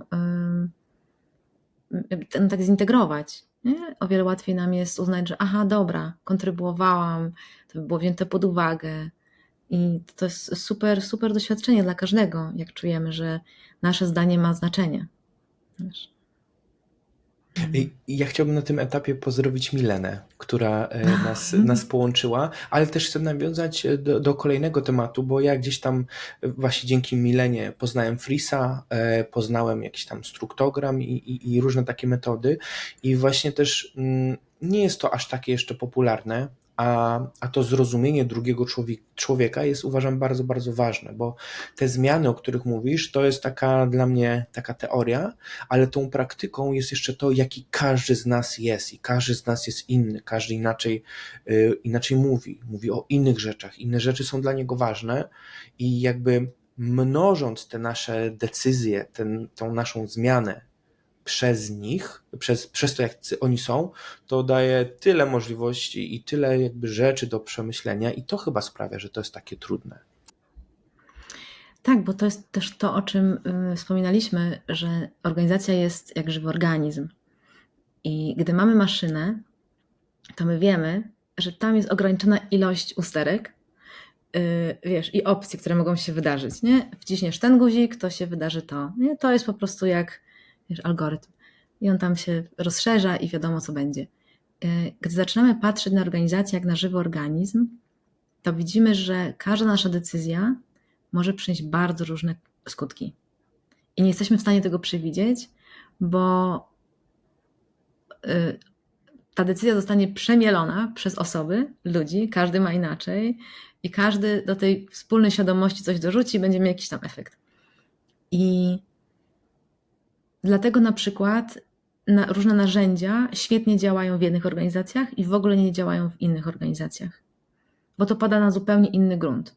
To jest tak, by powiedzieć, że jak mam dobre nasiono, to bez względu na to, w jakiej ziemi, w jakim klimacie je zasadzę, to będę mieć tak samo piękne, wiesz, drzewo, tak samo piękną roślinę. No nie. I my jesteśmy wszyscy bardzo inni i jako właściciele też, tworząc organizację, wkładamy tam wszystkie nasze aspekty. Nasze aspiracje, nasze lęki, nasze traumy, nasze wiesz, umiejętności, nasze wartości, nasze poczucie sensu. I tworzymy organizację, która przyciąga ludzi, którzy mają mniej więcej podobnie. I każdy dokłada też swoje wartości, swoje umiejętności, swoje aspiracje, swoje lęki, wiesz, i tak dalej. No i tam nie jesteśmy w stanie przewidzieć, wiesz, jak to się potoczy. Po prostu nie jesteśmy w stanie przewidzieć. Dlatego uczenie się drugiego człowieka, tak właśnie powiedziałeś, uczenie się samych siebie, no bo trudno się nauczyć drugiego, jeżeli nie uczę się siebie. I rozmawianie o tym, a jak ty masz, a dlaczego masz tak, a z czego to wynika, a jaki tam był proces myślowy? Nie po to, żeby cię przyłapać na błędzie, tylko po to, żeby zrozumieć, powoduje, że no możemy nieco łatwiej, wiesz, w takich zmianach się odnaleźć. I one mogą być nieco mniej bolesne.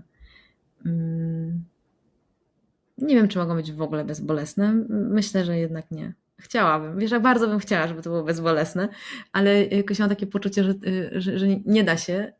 Z tego powodu, że przynajmniej na razie się nie da. Z tego powodu, że mamy dużo po prostu przekonań jako ludzie. I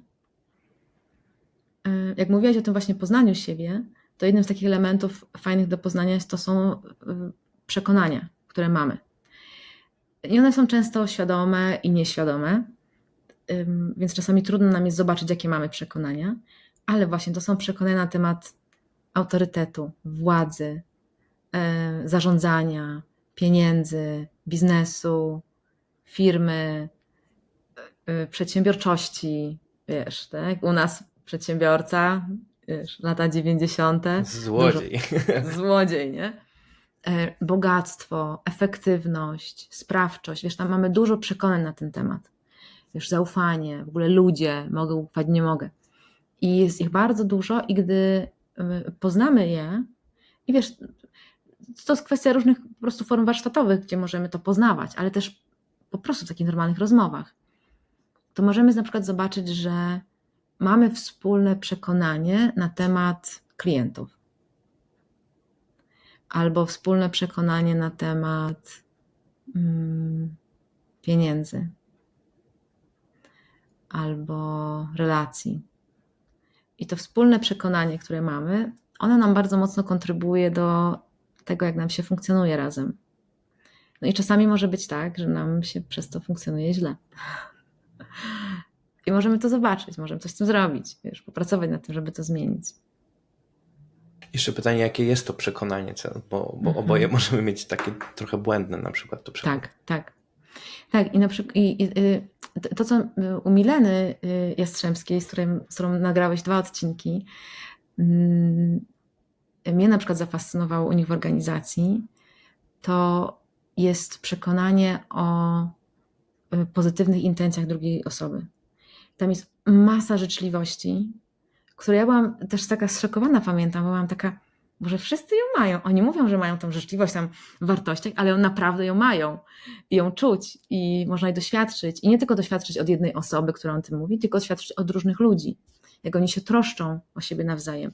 I oczywiście, jak to wszędzie, jak się, wiesz, troszczymy, no to czasami idziemy za daleko i się boimy wchodzić w konflikty. I to jest bardzo częsty w ogóle schemat w organizacjach.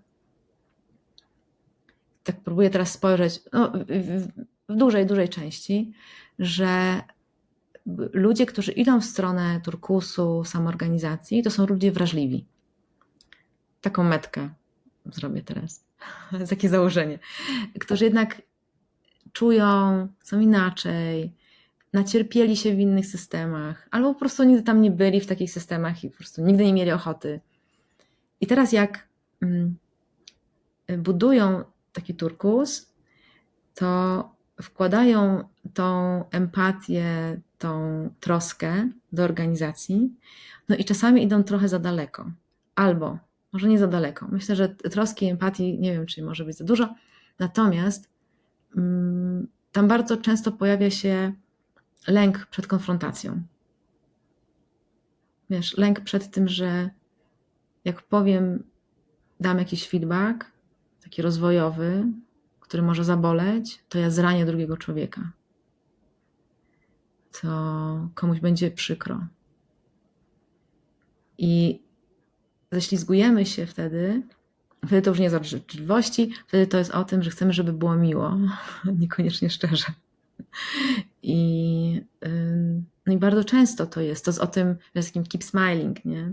O tym, że na powierzchni jest miło, ale tam pod spodem nie dotykajmy. Wiesz, to są te wszystkie sytuacje z stołów świątecznych w domach. Żeby było miło, nie? Każdy zna.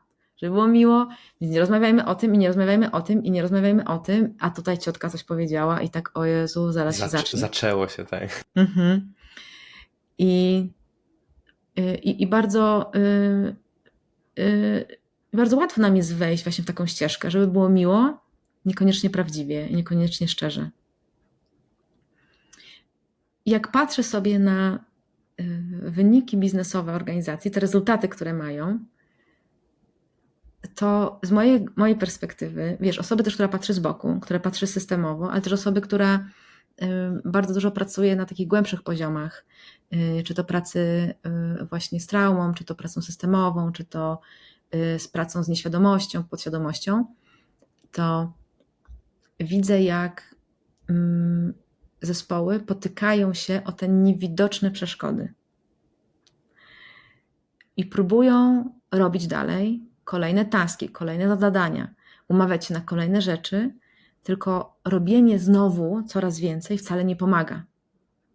Ponieważ nie jest problemem to, że my nie wiemy, jak podjąć decyzję albo co zrobić, że my nie wiemy, co jest teraz ważne albo co byłoby pomocne dla naszego procesu biznesowego, tylko my się potykamy o to, że nie mówimy szczerze. I potem to są te sytuacje, w których po fakcie ktoś mówi: no tak, ja myślałam właśnie, że tak będzie. Albo pamiętacie, powiedziałam wtedy coś takiego, ale wszyscy to zignorowali. No bo powiedziałam to za cicho. Wiesz, nie byłam pewna tego, no bo bałam się tej konsekwencji. Wolałam, żeby było miło, no bo skoro wszyscy tak uważają, a tylko ja myślę inaczej, no to pewnie ja się mylę. Więc nie będę. I to są takie schematy, o które my się często po prostu potykamy i tracimy kasę, tracimy efektywność, tracimy zaangażowanie, tracimy wiele rzeczy. Jak już jesteśmy przy temacie kasy, powiedz, czy jakby to, co robisz w firmach, czy masz taki przykład, że to faktycznie przekłada się na te na przykład przychody? No bo wiadomo, że w firmie na koniec dnia chodzi jednak o te przychody, o to, żeby się rozwijać właśnie w ten sposób. Czy masz już takie przykłady, gdzie to w ten sposób zadziałało? Bo wiem, że zmiana jest kosztowna, co nie? Tylko pytanie, czy to się zwraca, albo kiedy się zwraca? Mhm. Pierwszą rzecz, którą chciałabym powiedzieć, to to, że ludzie, którzy idą w tą stronę, niekoniecznie idą z tego powodu, że chcą zarabiać więcej. Bardziej chcą po prostu pracować inaczej, w innym środowisku, w innej atmosferze. I mam przykłady, wiesz co, takie, które są w sumie kontrprzykładem, ale nie szkodzi. To moje osobiste, w których organizacje zafascynowały się turkusem i chciały pominąć pewne bardzo ważne etapy rozwoju organizacji i przeskoczyć od razu do turkusu. Co to konkretnie znaczy? Czyli nie było umiejętności w organizacji podejmowania decyzji, nadawania priorytetów, szczerej komunikacji, nie było efektywności, albo na przykład też brakowało kompetencji. To jest akurat jeden przykład, jeden i ten sam, o którym mam w głowie, ale to cząstki tego się pojawiają w innych organizacjach. I zamiast nauczyć się podejmować decyzje, delegować, nauczyć się jednak działać efektywnie, rzetelnie, komunikować jakoś otwarcie, to uznały, że przeskoczymy i jak oddamy ludziom decyzyjność, to nie będziemy musieli się uczyć delegowania, dawania priorytetów, inni to zrobią za nas. I to jest błędne podejście. I mam, wiesz co, na swoim koncie organizacje, które poprowadziłam wcale nie do turkusu, wcale nie do samoorganizacji takiej pełnej, tylko które zawróciliśmy do takiego tradycyjnego modelu zarządzania, takiego tego pomarańczowego, zgodnie z tą definicją Fryderyka Laloux, bo musiały się nauczyć efektywności, delegowania, podejmowania decyzji, klarowności nieco innej w rolach, gdzie nie było wystarczająco kompetencji, żeby podejmować decyzje, w związku z tym był potrzebny ktoś, kto potrafi, a nie było czasu na to, żeby teraz, wiesz, wyedukować ludzi i pomóc im się rozwijać. I więc na koniec dnia, wiesz, ja idę w tym kierunku turkusu, a mnie bardzo fascynuje i bardzo ciekawi, wiesz, ta idea. Natomiast wiem, że droga może być bardzo kręta. I z mojego punktu widzenia nawet nie chodzi o to, żeby na koniec dnia dojść do tego turkusu, ale żeby raczej rozwijać się ewolucyjnie cały czas, tak jak to jest nam teraz potrzebne tu w organizacji. I wiem trochę, że nie odpowiadam na twoje pytanie, ale zaraz na nie odpowiem. Więc praca trochę ze mną, i tutaj się odniosę do siebie samej, polega na tym, że szukamy tych sposobów, które działają dla tej organizacji teraz, dzięki którym będzie mogła zrobić kolejny krok i kolejny krok i kolejny krok. Jeżeli to oznacza, że muszę zawrócić i nauczyć się czegoś, czego się po prostu nie nauczyliśmy wcześniej, a jest niezbędne, umiejętność podejmowania decyzji jest niezbędna w turkusie. Umiejętność oceniania kompetencji jest niezbędna w turkusie. Takie stawianie granic jest niezbędne w turkusie. Efektywność jest niezbędna w turkusie. Wiesz, to jest wszystko niezbędne. To nie jest to, że nagle to przestaje istnieć. To dalej jest. I jeżeli tego nie potrafimy i próbujemy używać turkusu po to, żeby się nie nauczyć na przykład tego delegowania, bo to takie niewygodne, mówić, wiesz, przekazywać tam coś tam, no to wiesz, musimy zawrócić, nie? Zanim pójdziemy dalej. Potem się okazuje, że jak się uczymy tego, to możemy robić kolejne kroki, nieco inaczej niż nam się wydawało, żeby pójść do przodu, nie? I dzięki temu mamy lepsze wyniki finansowe. I mam taki przykład organizacji, właśnie z którą pracuję od 3 lat, gdzie to był bardzo duży, i to myślę, mogę powiedzieć, bo to jest akurat firma Mentax i Radek Bartosik, który bardzo mocno wszedł w turkus, gdy profesor Blickley o tym opowiadał. No i potem się okazało, że to nie działa i zaczęliśmy tak sprawdzać, jakby można było taki proces jednak poprowadzić i się okazało, że nie, że musimy zawrócić, że musimy wprowadzić kogoś, kto będzie potrafił podejmować decyzje, zarządzał, będzie miał wiedzę tą taką, wiesz, biznesową, zarządczą, żeby organizacja się mogła tego nauczyć, nabrać zaufania, ustabilizować finansowo, no i wiesz, i ich wyniki rok do roku teraz po prostu jakoś tak, wiesz, drastycznie rosną. Ale dzięki właśnie temu, że przestali iść na ślepo w turkus. Są też organizacje, które to na świecie na przykład, które pracują, które wdrażają samoorganizujące się praktyki w organizacjach, które są prawie, już się chylą ku upadkowi. Właśnie po to, żeby, wiesz, pobudzić organizacje i ludzi do zatroszczenia się o ten wspólny byt. I trochę w sumie, jak teraz o tym mówię, to sobie zdaję sprawę, że podobnie się właśnie też zadziało w Mentaxie. Że tam był taki moment właśnie dużej trudności finansowej, która dzięki temu, że zmieniliśmy w ogóle podejście do tego, jak będą pracować, wiesz, pozwoliła na to, żeby pójść do przodu, nie? I odbić się od wiesz, tego dna.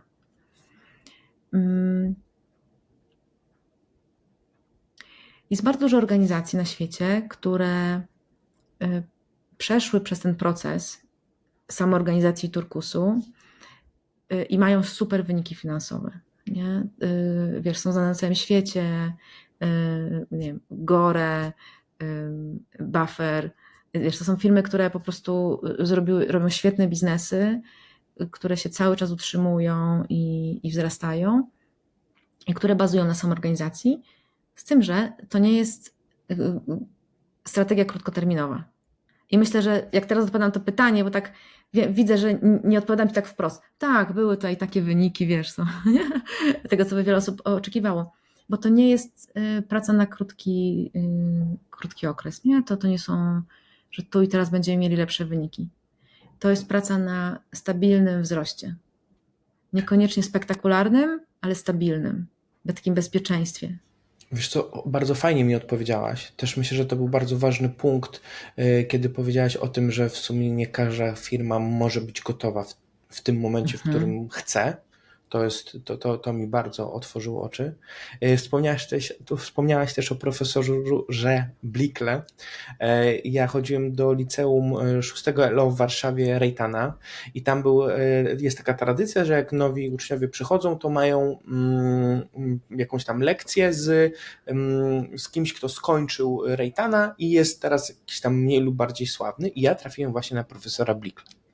I nie wiem, czy ten jego wykład właśnie o zaangażowaniu, o pracownikach nie sprawił, że my dzisiaj tutaj rozmawiamy w ogóle. Tak mi się, bo on mnie mega zaraził tym takim fajnym podejściem do pracowników, do motywowania, ale nie kijem i marchewką i tak dalej, i tak dalej. Więc tu chciałbym go gdzieś tam pozdrowić, jeśli będzie Pozdrawiamy. słuchał. Wiesz co, jeszcze chciałem też nawiązać no bo mówimy bardzo dużo też o komunikacji, ale właśnie pomówmy trochę o tej komunikacji bez przemocy, tak? Bo żeby ktoś nie odebrał tego naszego szczerego feedbacku jako atak na przykład. Ja jestem, wiesz, zwolennikiem tego, że narzędzia są ważne, ale mniej ważne niż gotowość do szczerości. I ja bardzo mocno też opieram się na porozumieniu bez przemocy, tak, NVC, ale też na koncepcie radykalnej szczerości i też na koncepcie conscious leadership, który bardzo mocno właśnie mówi o tej szczerości, otwartości i braniu odpowiedzialności przede wszystkim. A możesz mi opowiedzieć o tych 3 konceptach, tak żeby przybliżyć widzom troszkę? Jasne. Czyli porozumienie bez przemocy jest takim podejściem, które mówi o tym, że to nie zachowania innych wzbudzają w nas emocje, tylko nasze interpretacje tych zachowań.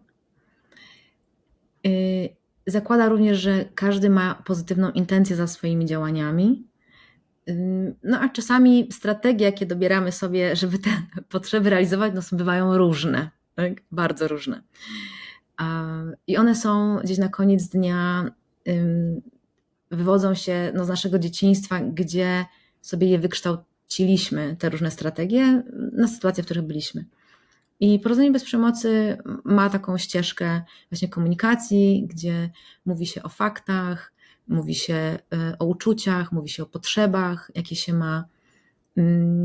I dopiero wtedy mówi się o tym, o naszych życzeniach, czego byśmy chcieli od siebie lub od innego, zakładając, że dajemy drugiemu człowiekowi możliwość powiedzenia nie. Czy nie to, że żądam teraz od ciebie, tylko że okej, tak bym wolała, co ty na to?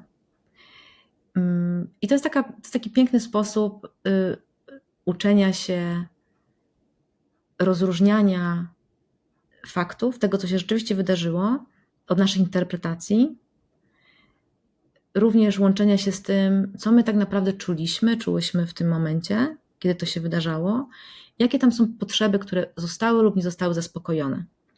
Bo gdy mamy różne emocje, to za nimi kryją się różne potrzeby. I to podejście też mówi o tym, że wszystko, co robimy, co mówimy, co myślimy, robimy dlatego, że tam jest jakaś potrzeba za tym stojąca. I że to nie jest od czapy, wiesz, tak, bez sensu. Tylko tam jest jakaś potrzeba. I to bardzo mocno pomaga w komunikowaniu się i w ogóle w takiej świadomości tego, że my możemy mieć tą samą potrzebę, ale chcieć ją realizować inaczej. Czyli taki, wiesz, utarty przykład, mamy potrzebę odpoczynku, dla mnie to może będzie poczytanie książki na kanapie, a może na przykład dla ciebie to będzie pójście na koncert. Zupełnie inna forma. I ja nie odpocznę na koncercie, ty nie odpoczniesz czytając, bo potrzebujesz zupełnie innej formy odpoczynku teraz. I to jest ta strategia, co do której my bardzo często się kłócimy generalnie, a nie do tych potrzeb. I gdy zdajemy sobie sprawę, że mamy podobne potrzeby, które chcemy zaspokoić, to wtedy możemy zobaczyć to, jaka będzie strategia, która pozwoli i twoje, i moje potrzeby zaspokoić. Piękne podejście, piękna praktyka. Bardzo wiele osób uczy tej praktyki i w różnych kontekstach, od rodzinnego po organizacyjny, po szkolny, wiesz, wszelkich. Ja też na tej koncepcji bazuję. Druga rzecz, o której wspomniałam, to jest radical honesty, radykalna szczerość. To jest koncept, który jest bardzo podobny, bym powiedziała, do porozumienia bez przemocy. Tam bardzo mocno kładzie się nacisk na to, że są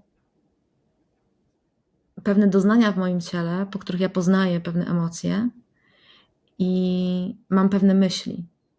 I te myśli to są moim wyobrażeniem. To niekoniecznie jest prawda. Radykalna szczerość, ona generalnie zachęca do tego, żeby mówić dokładnie tak, jak jest, wszystko, cały czas, jest radykalna. Natomiast bardzo oswaja w ogóle właśnie ten fakt, i tam się tego nauczyłam, że naprawdę ludziom można powiedzieć otwarcie i szczerze, co się myśli. Nie mówić, że to, co myślę, jest prawdą i tak na pewno jest, i tylko tak, ale że mam taką myśl teraz, mam taką emocję, która mi się pojawiła.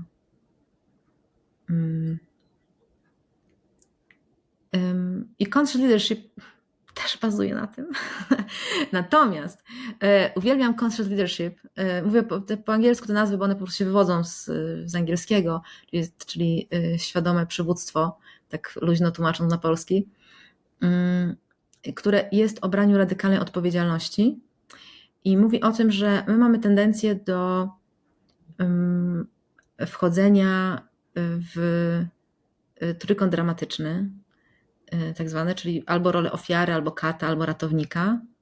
I to jest bardzo naturalny i taki bardzo powszechny sposób komunikacji, natomiast jest nieoptymalny. Powoduje, że bardzo nam trudno jest się komunikować, ponieważ bierze się z lęku i poczucia zagrożenia. No i wtedy wiadomo, że oporujemy. I łączy się bardzo mocno z braniem odpowiedzialności, ale też ten cały koncept łączy się bardzo mocno właśnie z taką szczerą komunikacją. I oni to akurat też ciekawie nazywają to taką, tłumacząc na polski, niezaprzeczalną prawdą. Czyli moje doznania w ciele to, że bije mi serce na przykład mocniej, albo że gdzieś mnie coś boli, albo że czuję jakieś mrowienie, albo gdzieś mnie zaciska, nie? Gardło często zaciska. To jest moja niezaprzeczalna prawda. Moją niezaprzeczalną prawdą jest to, że czuję jakąś emocję, ja ją czuję przez ciało. I moją niezaprzeczalną prawdą jest też to, że mam jakąś myśl. Nie chodzi o to, czy ona jest prawdziwa, czy nie, czy to jest fakt, czy nie, ale że mam jakąś myśl i że ona się właśnie pojawiła. I w tych wszystkich podejściach generalnie chodzi o to, żeby się skontaktować ze swoim ciałem, które nam bardzo dużo mówi, żeby się skontaktować z emocjami, żeby zauważyć te myśli i żeby móc je komunikować otwarcie i szczerze i zderzać z tym, co się dzieje. I żeby zobaczyć, aha, ktoś zrobił coś tam, nie dowiózł projektu, a ja teraz czuję zacisk w żołądku, czuję, jak mi serce bije, czuję, wiesz, cała się trzęsę, czuję totalny lęk i paraliż w ciele i myślę sobie, że nie, no teraz już będzie totalna klapa, nie? To po prostu klient się z nami rozstanie. Po prostu mieliśmy dostarczyliśmy po prostu rozstanie się z nami, a on tam nam gwarantuje ileś procent, wiesz, naszego przychodu i po prostu będzie totalna tragedia i w ogóle będzie bankructwo i w ogóle też muszę szukać pracy, wiesz, nie? Tararara. Znamy, nie? Jak nam te myśli nas prowadzą. I nie chodzi o to, czy te myśli są prawdziwe, no bo nie dostarczyliśmy na czas, może wcale nie jest koniec świata i wcale się z nami klient nie rozstanie, ale myśli są, pojawiły się, emocje się pojawiły, nie? I to nam coś mówi. I to mówi nam o mnie, mi mówi, o tym, gdzie ja jestem, wiesz, z czym ja mogę popracować, co ja mogę uzdrowić w sobie, ale to też mówi o nas jako relacji na przykład, nie? Że no może mogliśmy wcześniej o tym to przewidzieć i się skomunikować z klientem i nie byłoby teraz, wiesz, tej tak za przeproszeniem gównoburzy. I ten koncept bardzo mocno, conscious leadership mówi o właśnie braniu tej radykalnej odpowiedzialności i bardzo lubię, jak oni o tym mówią i posługują się tym trójkątem dramatycznym, mówiąc o tym, że kiedy wchodzimy w rolę ofiary i czujemy bezsilność, czujemy, że życie nam się przydarza, że nie mamy tutaj wpływu, jesteśmy totalnie po prostu bezsilni na to, co się dzieje, to nie bierzemy pełnej odpowiedzialności za siebie.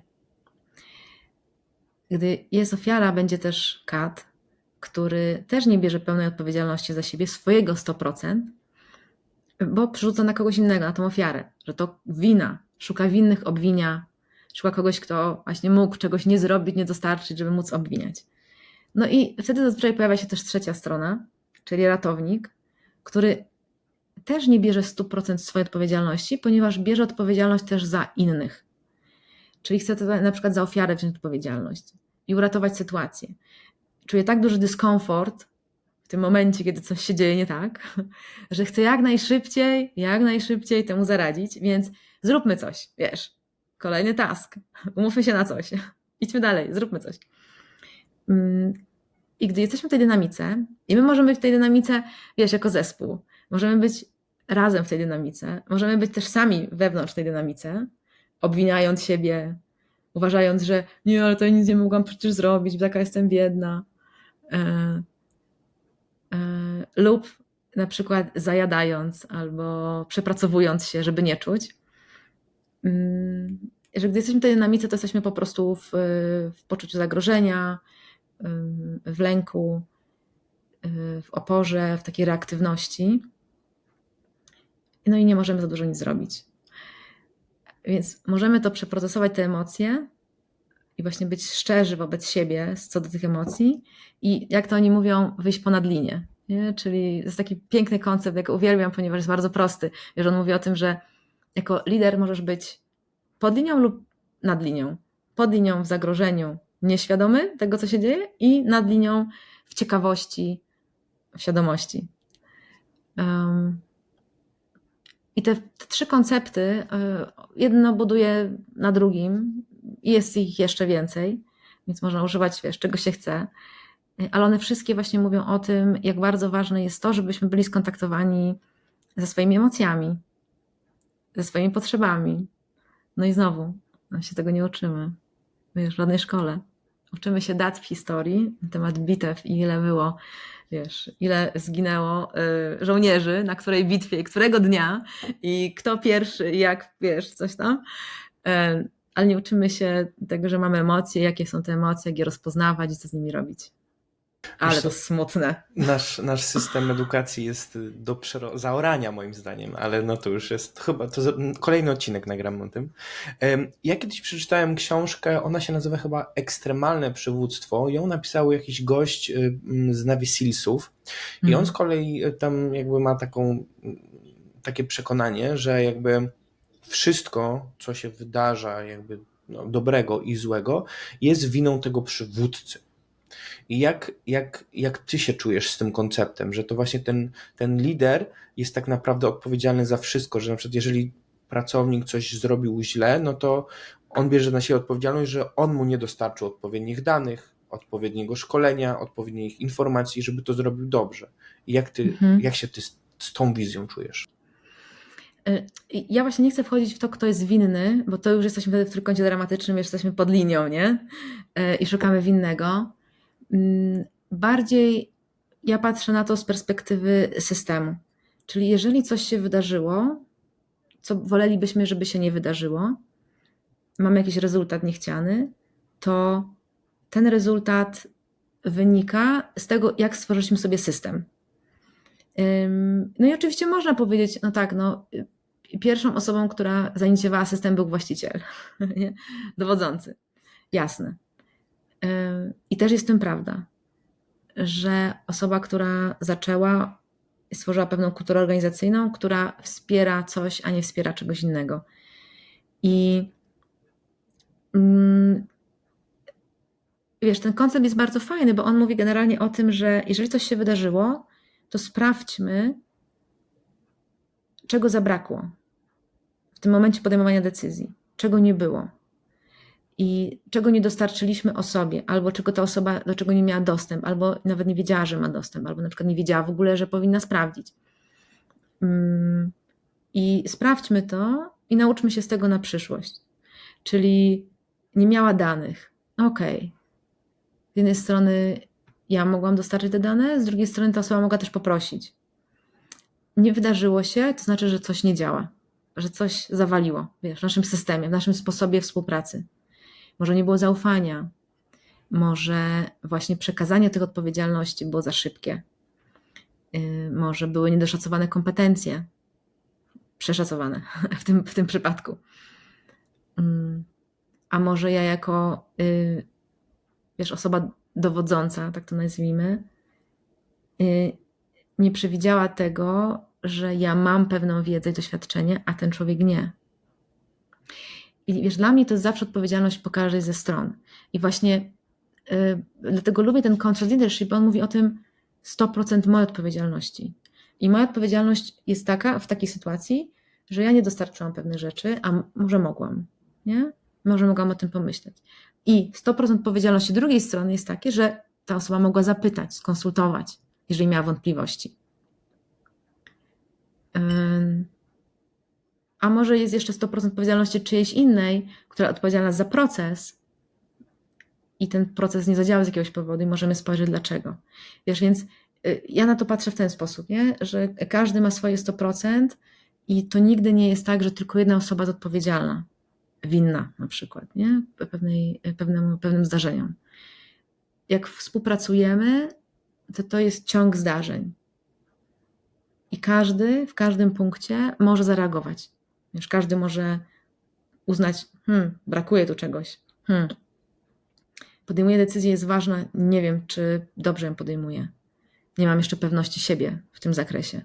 To może skonsultuję. Ma to sens? Wiesz, to jest tak... Ma to sens. No i chyba jakby generalnie też z naszej całej rozmowy rozumiem, że chodzi o to, że nawet jeżeli taka sytuacja się powtórzy, zdarzy, to chodzi o to właśnie, żeby się nie powtórzyła, tak? Czyli żeby przegadać, zrozumieć, gdzie był błąd, wyciągnąć wnioski i podzielić się z tym, powiedzmy z całą firmą, czy tam z kimś, kto działa w podobnym obszarze, prawda? I tego nie znosimy robić. I właśnie nie znosimy tego robić, ponieważ bardzo często wpadamy od razu w poczucie winy i w szukanie winnych. Ale kto to zrobił? Ale czy to odpowiedzialność? Bo się boimy, że będzie na nas, w związku z tym szukamy od razu winnych. I to jest właśnie ta cała wielka sztuka, żeby stworzyć taką przestrzeń i się jej trzymać, w której mówimy, nie, my nie szukamy winnych, tylko każdy niech zrobi refleksję teraz na temat tego, jak każdy z nas zadziałał. I ufajmy temu, że każdy będzie mógł w stanie to zrobić szczerze. A jeżeli zobaczymy, że coś tam brakuje w tej refleksji, no to dodamy to. Ale nie po to, żeby szukać winnych, ale po to, żeby się z tego nauczyć. Nie?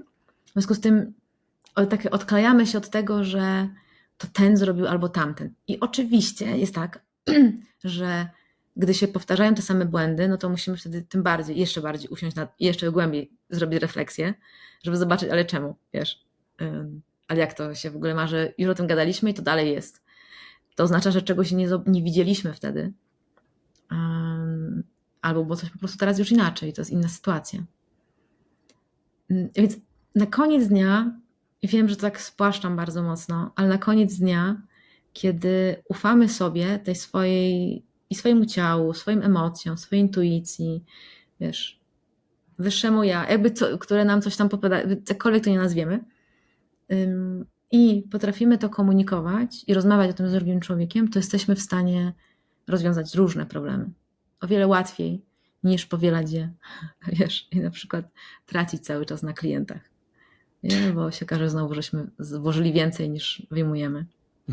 Wiesz co, ja mam coś takiego, do czego ostatnio dopiero doszedłem, ale myślę, że to jest dość fajna myśl, dlatego się nią podzielę, żeby pozwolić sobie na popełnianie błędów, ale w takim rozumieniu, że są sytuacje, gdzie chcemy zrobić coś nowego, nie wiemy za bardzo, jaki będzie tego efekt i w tym momencie ja jestem za tym, żeby to zrobić, przetestować oczywiście mądrze i wziąć na plecy to, że może to nie wyjść, ale wierzę, że na przykład, nie wiem, po 4-5 takich nawet nieudanych próbach, ta 6.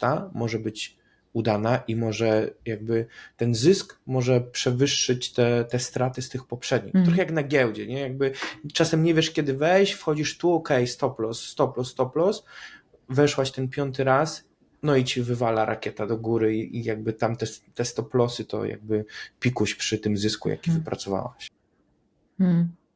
Też dlatego organizacje, szczególnie te duże, tworzą sobie osobne firmy albo osobne jednostki, takie osobne laby, w których testują, eksperymentują, których zadaniem jedynym jest eksperymentowanie czegoś konkretnego, jakiegoś rozwiązania, nowego produktu, jakiegoś nowego podejścia. Zakładając, że to będą pewnie jakieś problemy, będą jakieś porażki, będą jakieś koszty tego, ale to jest wszystko po to, żebyśmy się z tego nauczyli i żeby kolejna już była właśnie sukcesem. To jest trudne, no bo też rozumiem, że firmy są różnej wielkości. Są firmy 3-osobowe, 5, 10 i 200, tak? Więc to też trzeba dobrać do miejsca, w którym się jest. Ale sama ta kultura tego, że nie boimy się popełniać błędów, bo błędy to jakby na koniec dnia to lekcje, myślę, że by fajnie robiła w wielu organizacjach. I to jest, wiesz, fajne podejście. Ono ma jedną taką tylko wadę, że my wszyscy mamy różne podejście do tych porażek, nie? I się ich strasznie boimy. Dlatego trzeba o tym rozmawiać, żeby je oswajać, żeby każdy mógł osobiście przeprocesować sobie, wiesz, w środku w sobie to, że boję się popełniać błędy. I niektórzy mają oczywiście w tym łatwiej, niektórzy trudniej, ale żeby się z tym oswoić, więc robienie małych rzeczy i na tych małych rzeczach uczenie się jest już na przykład świetnym sposobem, no bo wtedy wiemy, że te nasze koszty będą małe. I jak ja pracuję z organizacjami i to pracujemy przez właśnie robienie eksperymentów i taką iteracyjność tych eksperymentów, czyli mamy jakiś problem, mamy jakieś hipotezy, założenia odnośnie tego, co nie działa i dlaczego. I na bazie tej hipotezy budujemy pewne rozwiązanie i je testujemy i sprawdzamy. I to wcale nie jest łatwe. Automatycznie wchodzimy właśnie w taką przestrzeń, gdzie to jest już projekt, który trzeba zrobić za pierwszym razem idealnie i ma działać i ma być duży. A tu właśnie chodzi o to, żeby zrobić mały. I powiem Ci, jest tak trudno przekonać ludzi do tego, że to jest okej, jak spędzicie czas teraz, te 2 miesiące, na małym eksperymencie, malutkim. I będziecie mogli się nauczyć na nim. Będziecie mogli zobaczyć, co zadziałało, a co nie. Wyciągnąć wnioski na przyszłość, a potem może zrobię troszkę większy, a może potem jeszcze większy. Ale nie od razu wielką kobyłę. Bardzo to jest trudne. Bo ta właśnie potrzeba tej efektywności, wiesz, tej czasowej, że jak już coś robię, to robię to dobrze. Wiesz co, ja chciałem wtrącić, ale no już zacznę. Ja uważam, że w każdej dużej firmie powinien być zatrudniony jakiś startuper, bo to, o czym mówisz, to jest jakby idealne, jakby startupy właśnie to realizują, czyli mają jakąś dużą ideę, ale pierwsze co, to myślą za pomocą MVP, czyli takiej jak najmniejszego tworu, sprawdzić te założenia, jak najtaniej, jak najszybciej. Też często jest tak, że na przykład ktoś przychodzi z jakimś super pomysłem do inwestora i mówi, no ja potrzebuję tutaj 1 milion na zrobienie, jakby na rozhulanie tego. A inwestor mówi, poczekaj, a czy jesteśmy w stanie zrobić to taniej? No tak, na przykład za 500 000. No dobra, a może zmniejszymy team? No dobra, no to wyjdzie 200. A może w ogóle nie musimy tego programować, tylko użyjemy na przykład no-code'u i już się też o połowę zmniejszają koszta. I zachęcam właśnie duże firmy do zaczerpnięcia tej wiedzy, inspiracji od startupów, bo one to super robią, naprawdę super. Tak. Też mam takie doświadczenie. I też jest tam właśnie ta taka ekscytacja z tego, że będziemy coś testować i mniejszy lęk, nie? Podejmowania tego ryzyka. I to jest coś, co szczególnie jak są duże organizacje, to no, trochę jest trudniej, no bo jesteśmy już duzi i boimy się takich, wiesz, szybkich akcji. Ale to jest bardzo ładne. I startup ma też coś takiego, że on na początku wie, że to może się nie udać, a tak naprawdę to 9 na 10 się nie udaje. I to jest normalne, a ludzie mimo wszystko próbują. No i z tego 1 miliona startupów, jak wyjdzie 100, no to znowu te 100 to są na przykład super rzeczy i warto było. No, super. Super, polecamy wszystkim. Ja bym może jeszcze chciał wrócić troszkę do lidera, do jego przekonań i chyba nie poruszyliśmy tematu ego. Jak ty patrzysz właśnie na to ego lidera? No bo wiadomo, że jest taki etap, że ten lider, ten właściciel najpierw rozwija coś samemu, potem sobie dotrudnia ludzi, potem tych ludzi jest 10 na przykład plus i tego już wydaje mi się, że nie da się tak kontrolować, nie da się tak efektywnie zarządzać w pojedynkę. I jak to ego ma sobie z tym poradzić? Ja patrzę na ego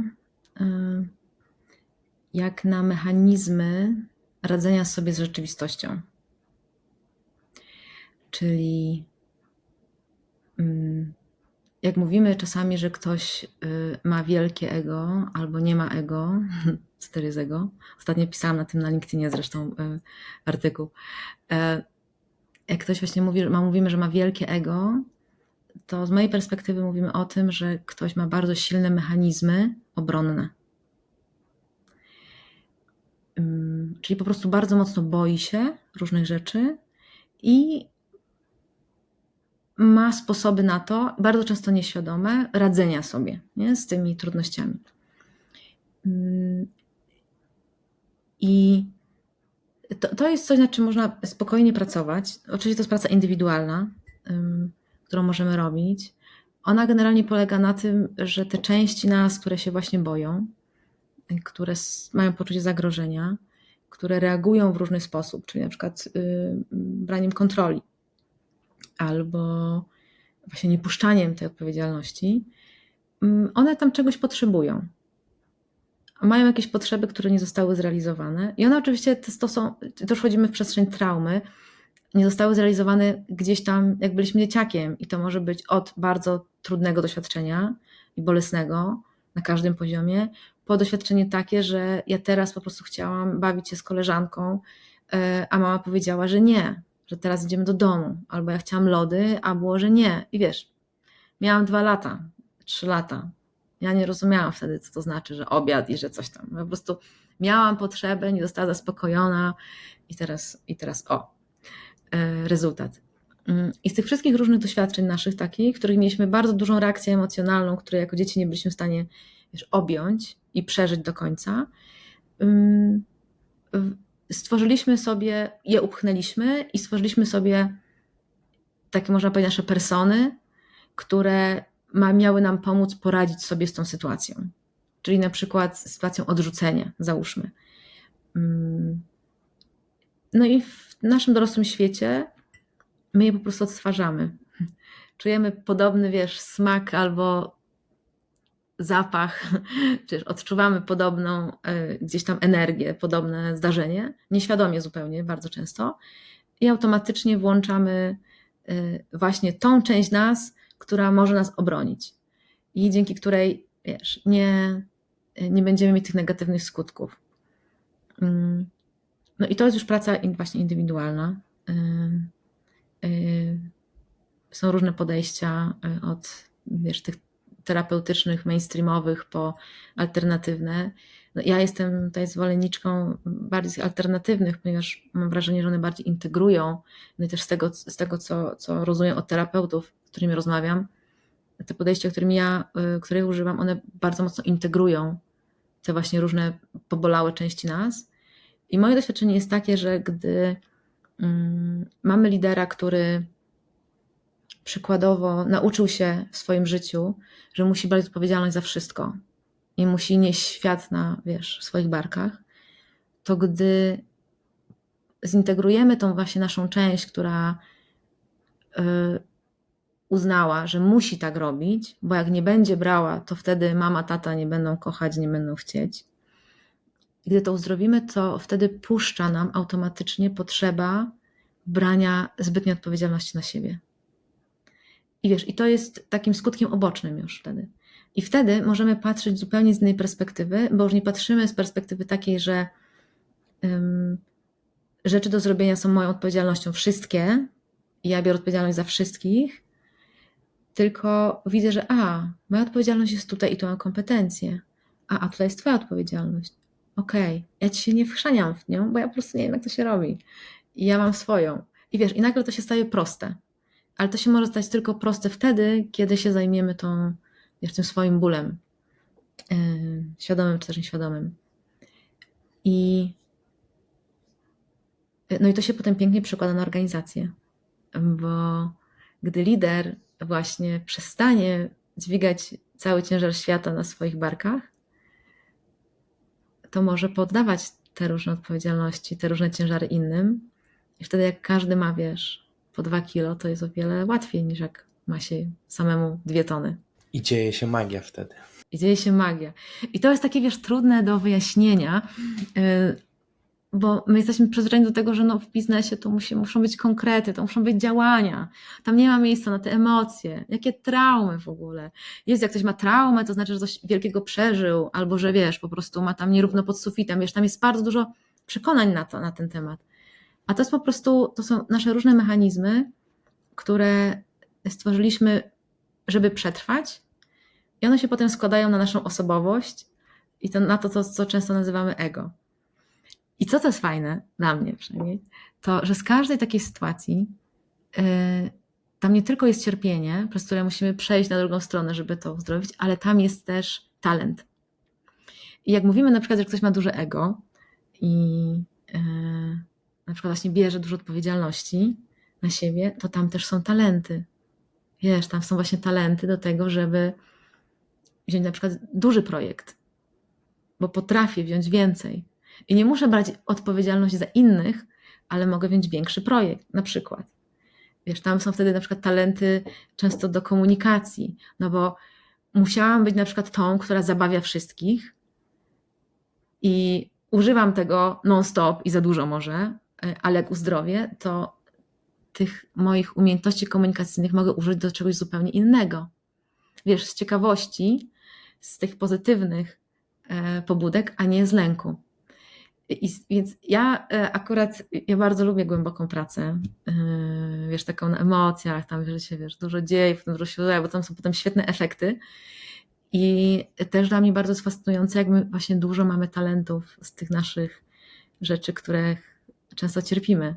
Nam się wydaje, że tam tylko cierpienie w tym, a tam jest po prostu, wiesz, też piękno.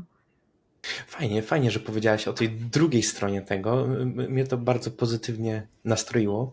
I tak sobie myślę, że jak ogromnej świadomości, głównie siebie, potrzeba, żeby być dobrym liderem, żeby zarządzać w ogóle ludźmi tak dobrze.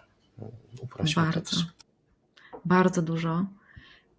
Też jeszcze w kontekście tego ego, jak my mówimy o tym, że ktoś ma duże ego, to tak naprawdę mówimy, że ktoś jest po prostu bardzo mocno poraniony i musi się bardzo mocno bronić. I oczywiście to nie tłumaczy kogoś, że teraz okej, że tak robisz, ale fajnie mieć tego świadomość. I im więcej świadomości my mamy na temat siebie, tym możemy być o wiele lepszymi liderami. I właśnie nie dlatego, że my będziemy robić coś za innych, albo mówić innym, jak mają o coś robić, tylko dlatego, że będziemy im pokazywać na przykład to, że jest bezpiecznie wziąć odpowiedzialność za siebie. Że jest bezpiecznie spojrzeć w lustro i zobaczyć, co tam tak naprawdę jest. Że szczera komunikacja jest bezpieczna, że to jest okej, że to jest wspierające. Że integralność pomiędzy tym, co robię, co mówię, co myślę, co czuję, jest też wspierająca. Albo na przykład to, że tam jest taka piękna część w tym Conscious Leadershipie na temat tego, żeby żyć w przestrzeni swojego geniuszu. Nie tylko tego, że gdzieś jestem w czymś dobra i po prostu umiem to robić, więc robię. Nie pasjonuje mnie, nudzę się, ale robię, bo dobrze to robię. Ale geniuszu, który daje nam, wiesz, radość, tą pasję, nie? I uczyć się, odkrywać ten swój geniusz. I wiesz, wiele takich elementów, z których jak zdajemy sobie sprawę, to jesteśmy wtedy, stajemy się automatycznie naturalnymi liderami. Nie w tej przestrzeni merytorycznej, bo to jest, wiesz, taki trochę inny leadership, ale w tej przestrzeni bycia człowiekiem, który w zgodzie z sobą i innymi realizuje różne rzeczy. Jak wchodzi w konflikt, to ten konflikt jest konstruktywny, wiesz, on nas czegoś uczy. I z mojej perspektywy wszyscy moi mentorzy, z którymi ja do tej pory pracowałam i którzy mieli właśnie ten aspekt tego świadomego przywództwa, to było za każdym razem to jest tak inspirujące doświadczenie, jak spotykasz kogoś i po prostu czujesz tą zgodność w środku. I to nie jest to, że człowiek jest zawsze zadowolony i że wiesz, i zawsze mamy tylko miłe doświadczenia. Ale mamy też różne doświadczenia, ale mamy na nie zgodę. Akceptujemy je, doświadczamy ich, pozwalamy sobie, jesteśmy w kontakcie z drugim człowiekiem w nich. To przepiękne rzeczy się dzieją. Naprawdę, to jest to, co powiedziałeś, dzieje się wtedy magia. Ona się Ale nie dzieje dlatego, że wiesz, że tam kurczę fajerwerki. ja tak z tobą czuję troszeczkę właśnie, że od ciebie bije ten taki, no spokój, to jest chyba najlepsze słowo, ale taka stabilność, jakby właśnie ja z tobą taką, że wydaje się mi, że mógłbym ci zaufać, w sensie, wiesz, i że ty byś zaufała mi też, to jest takie fajne. A ty powiedziałeś jeszcze a propos konfliktu, bo tak się zastanawiam, no bo ten konflikt może różnie wyglądać, nie wiem, no ludzie, no bywa się, że ludzie się pokłócą, coś sobie powiedzą, może to być w formie krzyku i tak dalej, ale ważne jest, czy najważniejsze nie jest to, co się potem zadzieje z tym, co usłyszeli oboje właśnie? Jak prowadzę takie procesy właśnie rozwiązywania konfliktów, to tam jest kilka rzeczy takich super ważnych. A w ogóle to bardzo dziękuję za komplement, bo tak już wjechałam w temat, ale miałam, to bardzo było miłe to, co powiedziałeś, bardzo dziękuję. To dla mnie też taka informacja zwrotna, wiesz, gdzie ja jestem w moim rozwoju.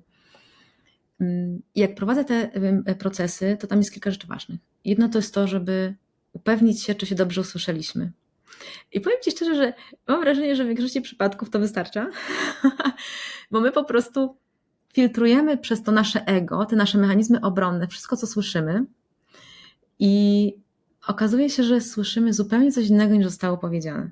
I czasami to może być totalnie, wiesz, to totalnie może się w ogóle nie zgadzać.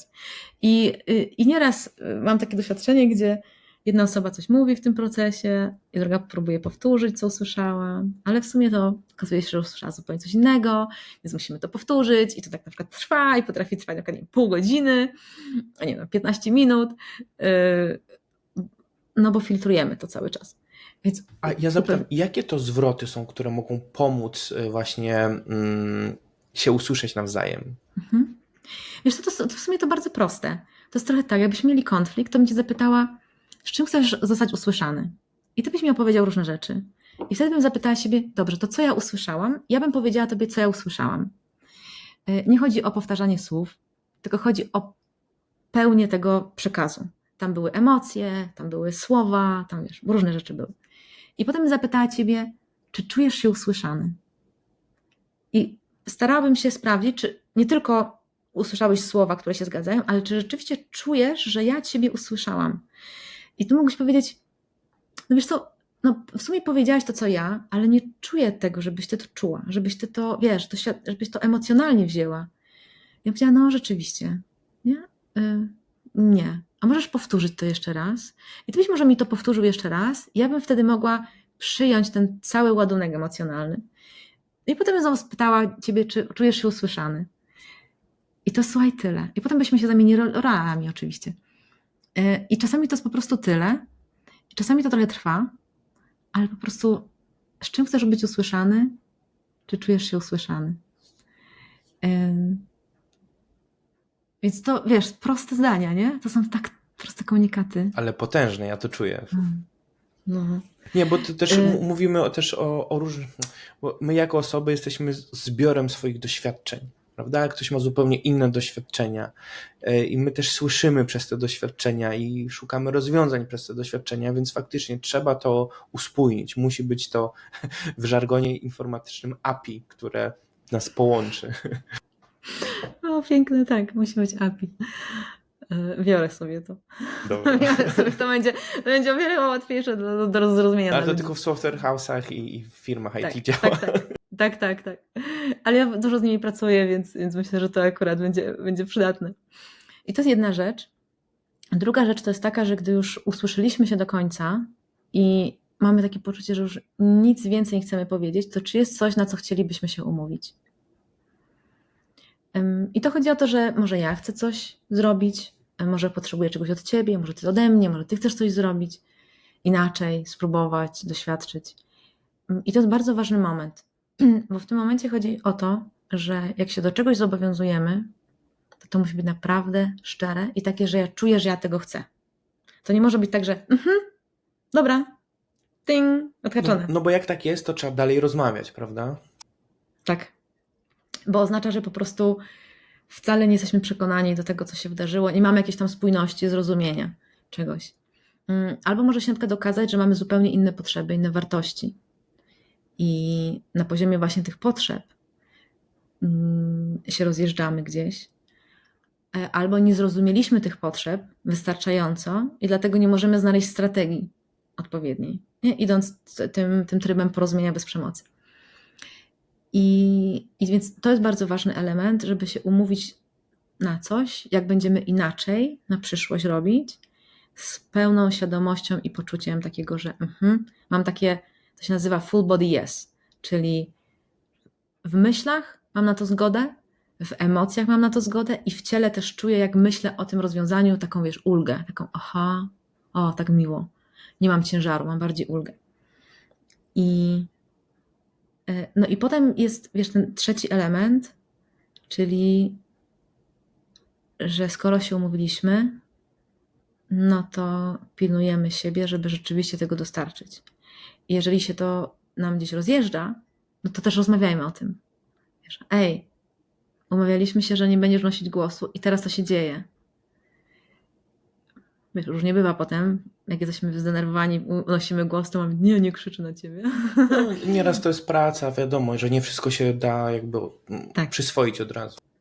Tak, ale chodzi o to, żeby mieć taką właśnie zgodność wspólną, że to jest coś, nad czym chcemy w relacji naszej popracować i chcemy to zmienić.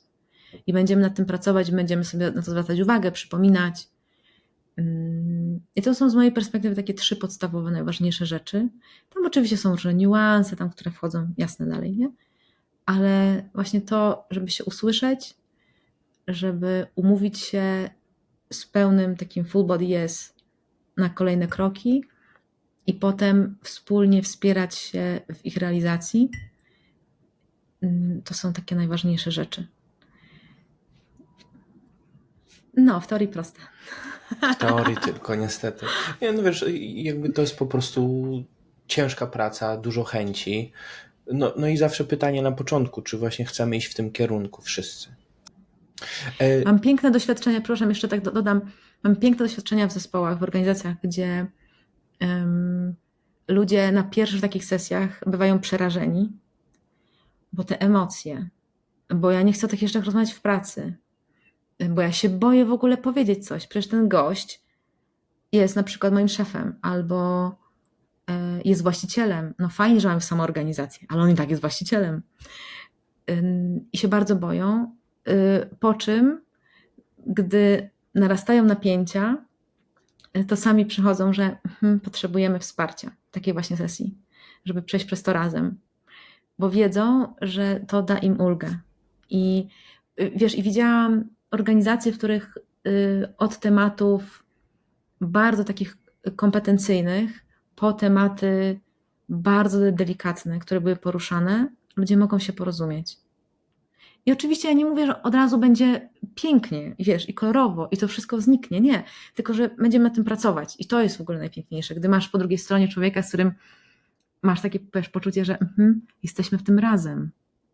I to nie jest tylko mój problem, bo ja tak czuję, tylko to jest nasz wspólny temat, na którym chcemy pracować. Ja tak myślę, że też fajnie mieć takiego operatora w twojej osobie, który przynajmniej na początku pokaże, jak to się robi, no bo nie wyobrażam sobie tego inaczej w sumie zrobić. Ja wiem, dostając feedback od moich klientów, wiem, że ja akurat, ale myślę, że jest wiele takich osób, pomagam właśnie w tym, żeby pokazać, że można mówić szczerze i otwarcie, że można różne rzeczy po prostu o nich mówić tak, jak jest. I też mam takie sytuacje, wiesz, z klientami, gdzie my mamy jakiś tam konflikt, no bo to zawsze będzie i sobie też to procesujemy. I to jest też wtedy piękne, no bo ja też mogę pokazać, że zobacz, nie? Można o tym porozmawiać, można pokazać coś takiego. To może było trudne do powiedzenia, ale można. I świat się nie zawala. Bo to jest największa chyba, o której nie powiedziałam jeszcze, lęk, że ludzie się boją. I ja też to mam, ja też to znam. Wiesz, w różnych sytuacjach też mi się to włącza, że gdy mamy konflikt, to już jest koniec świata. Więc lepiej unikajmy tego konfliktu, nie gadajmy o tym, bo jak zaczniemy o tym rozmawiać, to zburzymy wszystko. I takie doświadczenie pokazuje ludziom, że była super trudna sytuacja, albo ciąg jakichś zdarzeń, i my więc musieliśmy mieć wiele sesji na ten temat, ale były sytuacje bardzo trudne i wyszliśmy z tego razem, czując się bliżej siebie niż wcześniej. I nic się nie rozjechało, tylko my czujemy nawet więcej do siebie sympatii, otwartości, chęci. Wiesz, jest teraz przewiew, nie ma tego muru, który był. I łatwiej jest współpracować później. Nie? I to jest najważniejsze, że na koniec dnia na tych naszych konfliktach nie tylko cierpi relacja, nie tylko my osobiście cierpimy, no bo przeżywamy to cały czas, ale też cierpi organizacja, cierpią wyniki, cierpi efektywność. Nie? No bo wiadomo, jak mam z tą konflikt, no to będę ci unikać, jak się tylko da. Albo będziemy wpadać ciągle w konflikty, jak się tylko da. Rozumiem. Dobrze, ja teraz przeskoczę na kolejny temat, bo gdzieś tam przekazanie odpowiedzialności jest zawsze trudne, ale wydaje mi się, że w firmach rodzinnych dochodzą jeszcze dodatkowe elementy. I porozmawiajmy o tych tematach firm rodzinnych w kontekście sukcesji. Nie wiem, czy masz może jakieś podpowiedzi, jak to robić, tak? No bo mamy tutaj zazwyczaj pewnie właściciela, głowę rodziny albo głowinię. No i wiesz, na co tu zwrócić uwagę? Jak to zrobić? Powiem na początek, że ja nie mam aż tak bardzo dużo doświadczeń z firmami rodzinnymi, ale mam. I z moich doświadczeń, ale też obserwacji, wiesz, i dokształcania się w tym temacie, to widzę to tak, że sukcesja przede wszystkim odbywa się etapowo. To wszyscy, którzy robią tą sukcesję, wiesz, wiedzą, że to się dzieje etapami, nie dzieje się z dnia na dzień. Nie wiem, czy wszyscy. No dobra, to etapowo.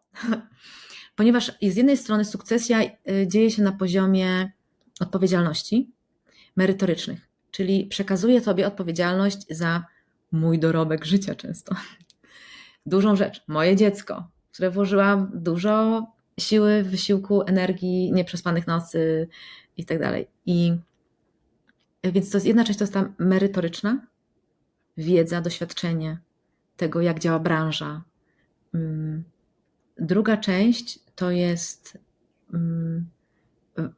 ta przestrzeń wartości, które zostały włożone w organizację i praktykowane w organizacji. Możemy tak ogólnie ująć to kulturą organizacyjną, którą ta osoba stworzyła.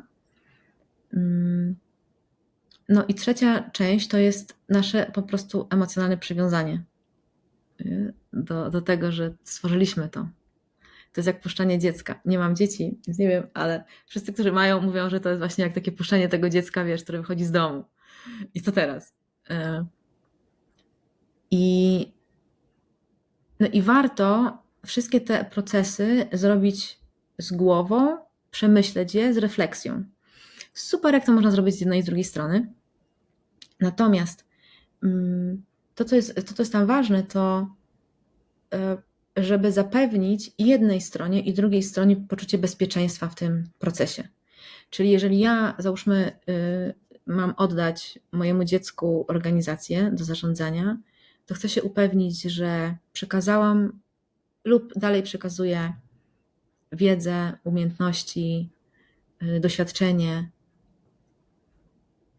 organizacji, tak to ujmę, no bo nie zawsze to musi być ta jedna osoba, ta moja córka czy syn, że przekazuję tą wiedzę, że to wszystko nie zostaje u mnie, ale ja to daję. Jakkolwiek kodyfikuję, przekazuję komuś, wiesz, żeby to nie było tylko w mojej wyobraźni, a oni biedni, wiesz, są pozbawieni tego elementu wiedzy, doświadczenia i muszą sobie jakoś tam radzić. Więc warto się o to zatroszczyć, żeby sprawdzić, czy ja już rzeczywiście przekazałam to, co trzeba, czy jest potrzebny jakiś okres mentoringu i kogo ja będę mentoringować. I nie tam, że ja to będę teraz wpadać sobie i będę tam, wiesz, teraz mieszać w każdym kotle. Nie, tylko bardzo konkretnie, jakie są te przestrzenie, w których uważam, że mogę dać wiedzę, kompetencje, doświadczenie. I to oczywiście warto, żeby było tak, żeby to może być usystematyzowane takie, że się spotykamy regularnie, albo może być na żądanie też, nie? Mogę mieć taką rolę, że jestem po prostu na żądanie. Jak potrzebujecie, to ja chętnie przyjdę i po prostu powiem. Druga część dotycząca tej kultury organizacyjnej, to jest bardzo ciekawy wątek, no bo każdy inicjator, to każde źródło organizacji, tak to też się nazywa czasami, wkłada swoje różne wartości, swoją specyfikę, swoją dynamikę. Jak jest, że to jest małżeństwo, no to dynamikę pomiędzy małżeństwem, która zawsze tam będzie w organizacji, wiesz, się odtwarzać systemowo. I osoba, która przejmuje organizację, ważne, żeby miała świadomość tego, co to pierwsze źródło chciałoby przekazać, co przekazuje, jakie tam są wartości tak naprawdę przekazywane, jakie są dynamiki świadome i nieświadome, które są przekazywane, na przykład te żona-mąż i tam podział obowiązków, czasami bywa różny. Wiesz, jeszcze jeżeli weźmiemy taką klasyczną rodzinę, gdzie mężczyzna rządzi, ale kobieta kręci głową, no to wiesz, to jest ta dynamika, która się odzwierciedla potem w organizacji. Nie? Tak to robili, ludzie się tak uczyli, też tak to robią. Więc ten leadership może być zupełnie niejasny, nieklarowny. Kto jest tak naprawdę tutaj liderem? Ty czy ty? Więc żeby zacząć sobie to uświadamiać, nie? I patrzeć na te dynamiki, jak one co tam się tak naprawdę działo, co przeszło do organizacji i teraz jakie wartości są przekazywane, jakie wartości ten, który bierze organizację pod swoje skrzydła, chce dalej kontynuować. Bo może jest tak, że tata, mama chcą, żeby dziecko dokładnie tak samo zarządzało organizacją. A może mają tak, że nie, słuchaj, weź jak ty chcesz, to co ty czujesz, my to zrobiliśmy tak, teraz to jest twoje, zrób to po swojemu. Wiesz co, ja tutaj mam taki zgrzyt, lubię to słowo, bo o ile na przykład można się umówić, że do tej pory w tej firmie były takie i takie wartości i się umówić na to, że one będą kontynuowane i zazwyczaj to jest super jakby, no ale takie same zarządzanie trochę z definicji wydaje mi się, że może być błędne, no bo świat się zmienia, więc jeżeli robisz coś tak samo, no to podejrzewam, że w tej dynamice rynku, jaką mamy teraz, to po prostu zostajesz w tyle. Więc tutaj już bym w to nie szedł i pozwolił młodym po prostu realizować te pomysły. No i drugi aspekt jest taki, że każdy jest inny i jakby po prostu te nowe osoby są innymi ludźmi, mają inne doświadczenia i to nawet to nie jest ze złośliwości, ale one będą inaczej zarządzać, no bo są innymi ludźmi. I właśnie jak sobie z tym poradzić. To jest bardzo ważne to, co mówisz, bo to na pewno będzie inaczej. To możemy być pewni, będzie inaczej, nie? Natomiast ważne jest, żeby sobie zdać sprawę właśnie z tego, kto by co chciał, żeby móc zobaczyć, czy ja to chcę naprawdę wziąć.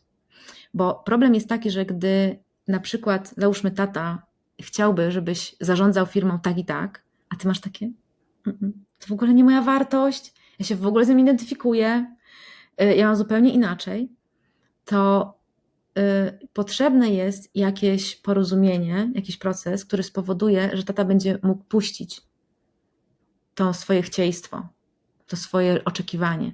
Bo jeżeli on będzie widział, że ty zarządzasz tym inaczej i inne wartości wprowadzasz, a nie te, które on uważa, czyli na przykład on uważa, że trzeba twardą ręką, a ty uważasz, że trzeba samoorganizację, to on będzie miał problem z puszczeniem. Więc trzeba się upewnić, co on tak naprawdę potrzebuje, co można byłoby zrobić, żeby on nie miał tego oporu. Bo jeżeli będzie miał opór, no to wiesz, to będziecie cały czas w tej dynamice, że on będzie przychodził i będzie tam mówił po swojemu, że ma być jakoś tam. Będzie, wiesz, swoje 3 grosze wrzucał we wszystko. Będzie za twoimi plecami coś robił, na przykład, nie? Albo będzie próbował, żeby jednak było tak, jak było. Albo będzie podpytywał ludzi, żeby wiedzieć. Będzie miał ludzi, którzy będą do niego przychodzić, no bo tak zawsze było, no to teraz będą jemu dostarczać informacji, jak to jest teraz. Tajni agenci tacy. Tajni agenci. Więc będzie po prostu szereg różnych dziwnych zdarzeń, które będą wynikały właśnie z tego, że ten, który daje, ma jakieś oczekiwania, a ten, który bierze, chciałby inaczej. Więc chociażby uświadomić sobie to, mieć tego jasność, że tak jest. Wiesz, jeżeli jesteś, na przykład synem, który bierze biznes rodziców na siebie, że jest taki rozjazd, jest o wiele łatwiej wtedy tym zarządzić. Nie? No bo to na pewno, fajnie, gdyby to było zawsze inaczej, jednak myślę, że świat idzie do przodu, więc i każdy jest sobą, więc żeby tam włożył swoją część, a nie próbował odtwarzać to, co rodzice robili. No i to jest trudny proces, nie? No bo nie każdy rodzic będzie miał na to taką gotowość i otwartość, nawet jak będzie mówił, bo to jest jedno, że powie, że tak, ale drugie to jest to, czy on rzeczywiście będzie to czuł. I ważne jest w tym procesie patrzenie na takie drobne sygnały, które czujemy, takie poczucia, że niby już wszystko oddane, ale jeszcze coś. Ale coś tam jeszcze, mam takie poczucie, że nie mogę. I to bywa takie poczucie, że przejęłam biznes, ale mam cały czas poczucie, że ja nie zarządzam tym, że nie mogę wejść w tą rolę, wiesz, że nie potrafię w nią wejść. I to oznacza, że tam gdzieś nie doszło do przekazania na wszystkich poziomach. I że jest prawdopodobieństwo, że jesteśmy z rodzicami w jakiejś dynamice, która powoduje, że nie możemy wziąć albo rodzice nie mogą puścić. No zwyczajnie jedno i drugie jest równolegle. Patowa sytuacja strasznie. Patowa, no. No więc wiesz, to są kroki, nie? Dlatego ta sukcesja jest procesem, a nie pojedynczym zdarzeniem, bo bardzo rzadko po prostu jest na tyle klarowności już, że to jest pojedyncze zdarzenie, a tak naprawdę by się spojrzało, to by się okazało, że to trwało. Tylko było nienazwane na przykład. I wiesz, i w takich sytuacjach to czasami są powolne właśnie procesy patrzenia na te dynamiki, jeszcze jak na przykład jest rodzeństwo, które jest razem w organizacji i przejęło razem ten biznes po rodzicach, no to zobaczyć, jakie my tutaj odtwarzamy, wiesz, rolę może rodzeństwa, a może też mamy taty, wiesz, i wszystko się nakłada i w ogóle jest chaos. Żeby zacząć sobie zdawać z tego sprawę i widzieć te momenty. Bo jeżeli mamy wystarczająco życzliwości wzajemnej, no to możemy o tym sobie rozmawiać od czasu do czasu. Jak nam się jakiś temat pojawi, to zaadresować go. I wiesz, i czasami to sama rozmowa może już zrobić robotę. Sama taka rozmowa, że hej, doceniam to, co włożyłeś. Ja to chcę dalej kontynuować tylko po swojemu. Czy dasz mi na to zgodę? Taka czasami rozmowa powoduje, że człowiek ma takie aha, dziecko docenia mój wkład. I to jest w systemowym podejściu, to jest na przykład o tym, żeby uznać wkład tych, którzy byli przed nami. Bardzo ważne. Z pełną świadomością tego, co oni tam włożyli. I uznać ich, że to, gdzie ja teraz jestem, jest możliwe tylko i wyłącznie dlatego, że oni zrobili tą pracę wcześniej. I często to jest niedoceniane, wiesz, często to jest też tak, że ty musisz to przejąć, albo mi się należy to. Ja nie muszę teraz nic doceniać. Albo ja żądam docenienia. No i musimy wtedy właśnie dojść do tego porozumienia, żeby zobaczyć. No i to tak naprawdę ta jest. komunikacja cały czas, prawda? Tak. To może być najtrudniejsze w tym całym procesie, no bo ta komunikacja jest już wyrobiona przez lata, przez te pozycje, tak? Rodzic, dziecko. I przebić się przez to jest wyzwanie, tak mi się wydaje. Tak. I do tego jeszcze, gdy patrzymy na tą trzecią część, czyli taką bardzo już indywidualną z każdej strony, gdzie wiesz, jak dziecko może mieć na przykład, że dostało coś od rodziców i teraz musi udowodnić, że podoła. Albo musi się wykazać po prostu. Nie? Albo może mieć przekonanie, że i tak nie będzie nigdy wystarczająco dobre. I to też będzie tworzyło dynamiki. I to są takie osobiste już schematy, którymi warto się zająć, bo one są oczywiście w przestrzeni rodzic-dziecko, tej dynamiki, no ale rzutują też na biznes bardzo intensywnie. Czy da się jakby ten proces ująć w jakieś właśnie podprocesy, jakieś ramy, które by ułatwiły to, na przykład właśnie nie wiem, ja jestem dobry w tym, to może na początku ja to przejmę na przykład i ty sprawdzisz tym sposobem, jak ja się w tym obszarze poruszam i czy jestem odpowiedzialny i tak dalej na przykład? Jasne, to jest bardzo dobry przykład. O ile oczywiście jest taka przestrzeń na rozmowę, nie, no bo to zakładamy, że jest taka otwartość na rozmowę i to jest świadomy proces przekazywania. Żeby porozmawiać właśnie o tym, gdzie ja widzę moje kompetencje, a ty, rodzicu, gdzie ty masz kompetencje, gdzie myślimy, że możemy kontrybuować, gdzie ja się czuję jeszcze niepewnie, czego bym potrzebowała, a gdzie ty na przykład nie czujesz się bezpiecznie w przekazaniu mi czegoś. Jak możemy sobie w tym pomóc? Może muszę pójść gdzieś się dokształcić, a może ty możesz mi pomóc. Więc to jest taki, wiesz, to można ustalić właśnie, szczególnie ten merytoryczny proces, jakie są tam obszary, które ja przejmuję, no i co mogę zrobić, żeby móc je przejąć z pełną odpowiedzialnością, a ty, żebyś miał poczucie bezpieczeństwa, że to jest rzeczywiście zaopiekowane. I to czasami po prostu trwa i to też jest okej, wiesz, to też jest okej, że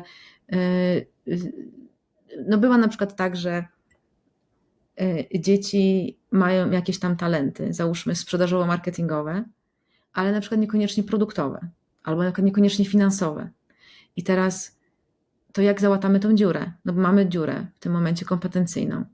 No to pewnie na początku będzie tak, że ten rodzic będzie dalej tam pracował i będzie to dostarczał.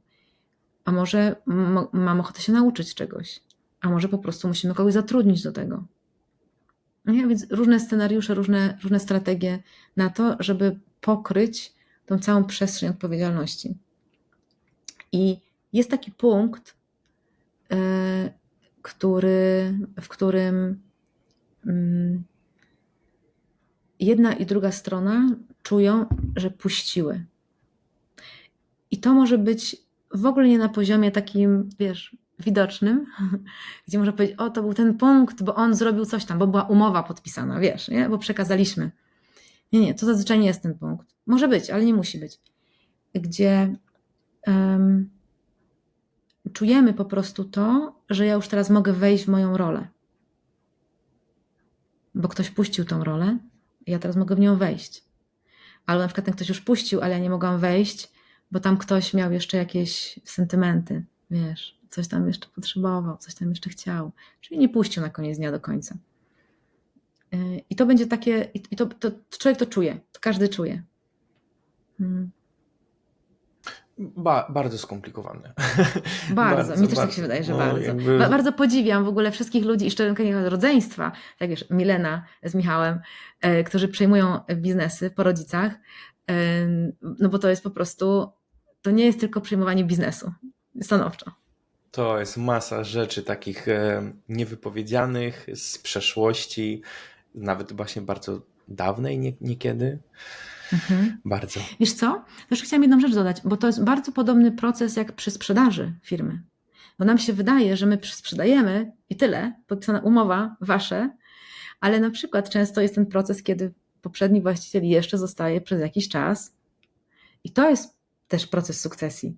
My na to nie patrzymy jako proces sukcesji, tak? No bo jest sprzedaż, zakup, ale tam też są właśnie te rzeczy, gdzie pewna merytoryka musi być jeszcze przekazana, gdzie pewna kultura organizacyjna, gdzie pewne, wiesz, może schematy pomiędzy poprzednimi właścicielami a nowymi właścicielami teraz muszą się inaczej ułożyć.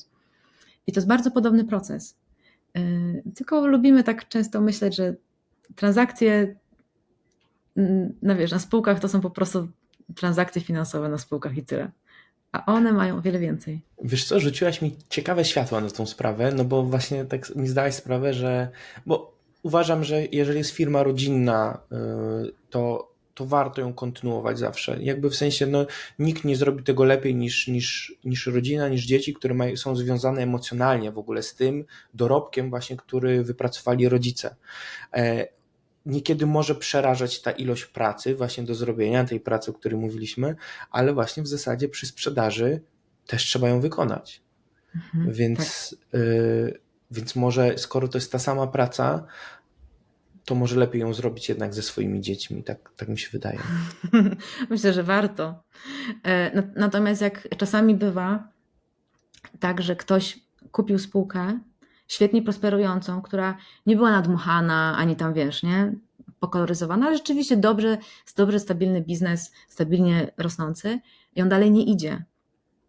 I czasami to nie jest dlatego, że nie wiem, źle zarządzamy, tak ogólnie na poziomie merytorycznym, ale dlatego, że właśnie pewne rzeczy nie zostały pokończone.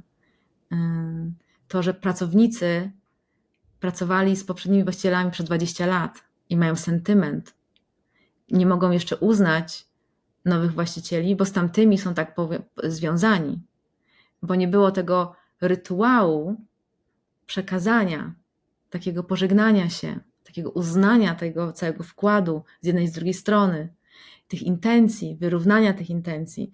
Wiesz, tylko po prostu zajmowaliśmy się biznesem, nie? Liczbami. A tam jest bardzo dużo, wiesz, jak są długoletnie biznesy, no to ludzie jak pracują po 20 lat, no to jest jak rodzina, nawet jak nie byli rodziną nigdy.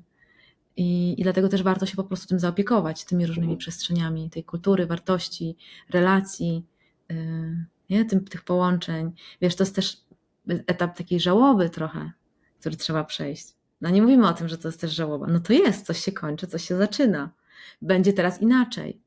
Wiesz, jesteśmy gotowi na to, że będzie inaczej, czy nie jesteśmy gotowi na to, że będzie inaczej? Wiadomo, że nie wszyscy będą gotowi, niektórzy odejdą. Wiesz, czy mamy na to zgodę, świadomość, że tak będzie, czy jak ludzie odchodzą, to wtedy uważamy, że to jest porażka. Może to nie jest po prostu porażka, tylko to jest naturalny proces. Wiesz, gdzie ja widzę zagrożenie? Że w dzisiejszym świecie, przy tym takim pędzie, nie mamy czasu się zatrzymać i po prostu o tym w ten sposób pomyśleć. No bo poruszyłaś wiele takich aspektów, o których ja w ogóle nie myślałem i muszę pomyśleć jeszcze więcej. No, ja mam tak, lubię o sobie myśleć czasami, że jestem takim terapeutą organizacji,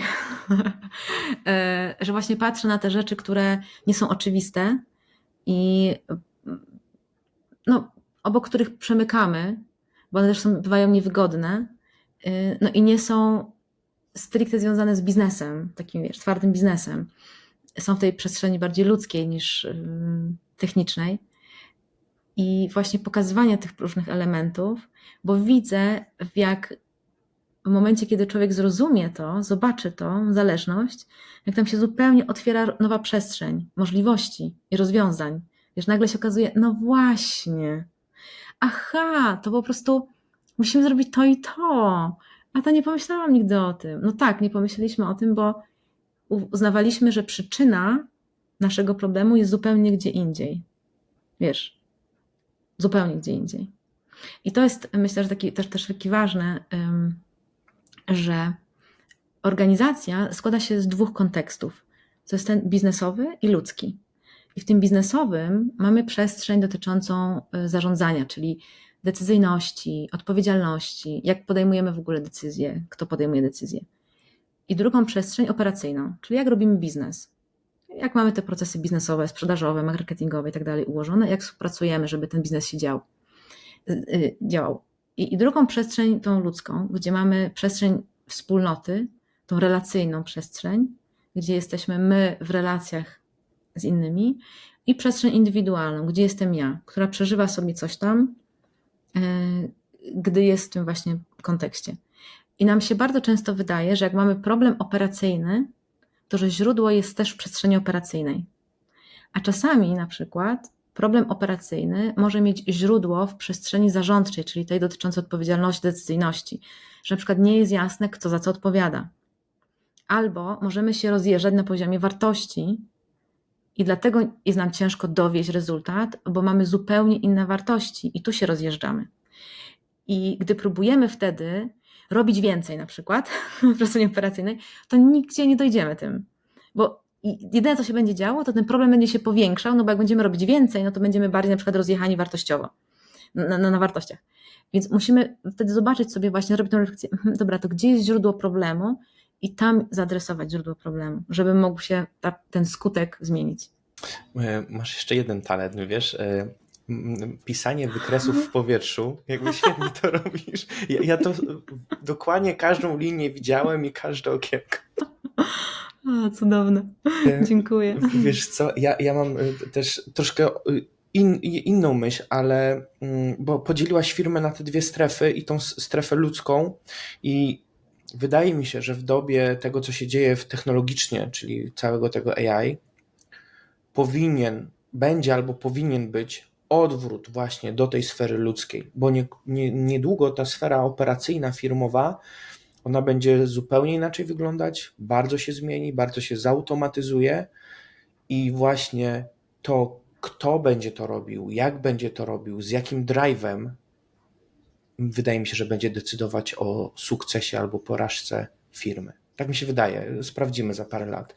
To będzie w sieci, można będzie do tego wrócić.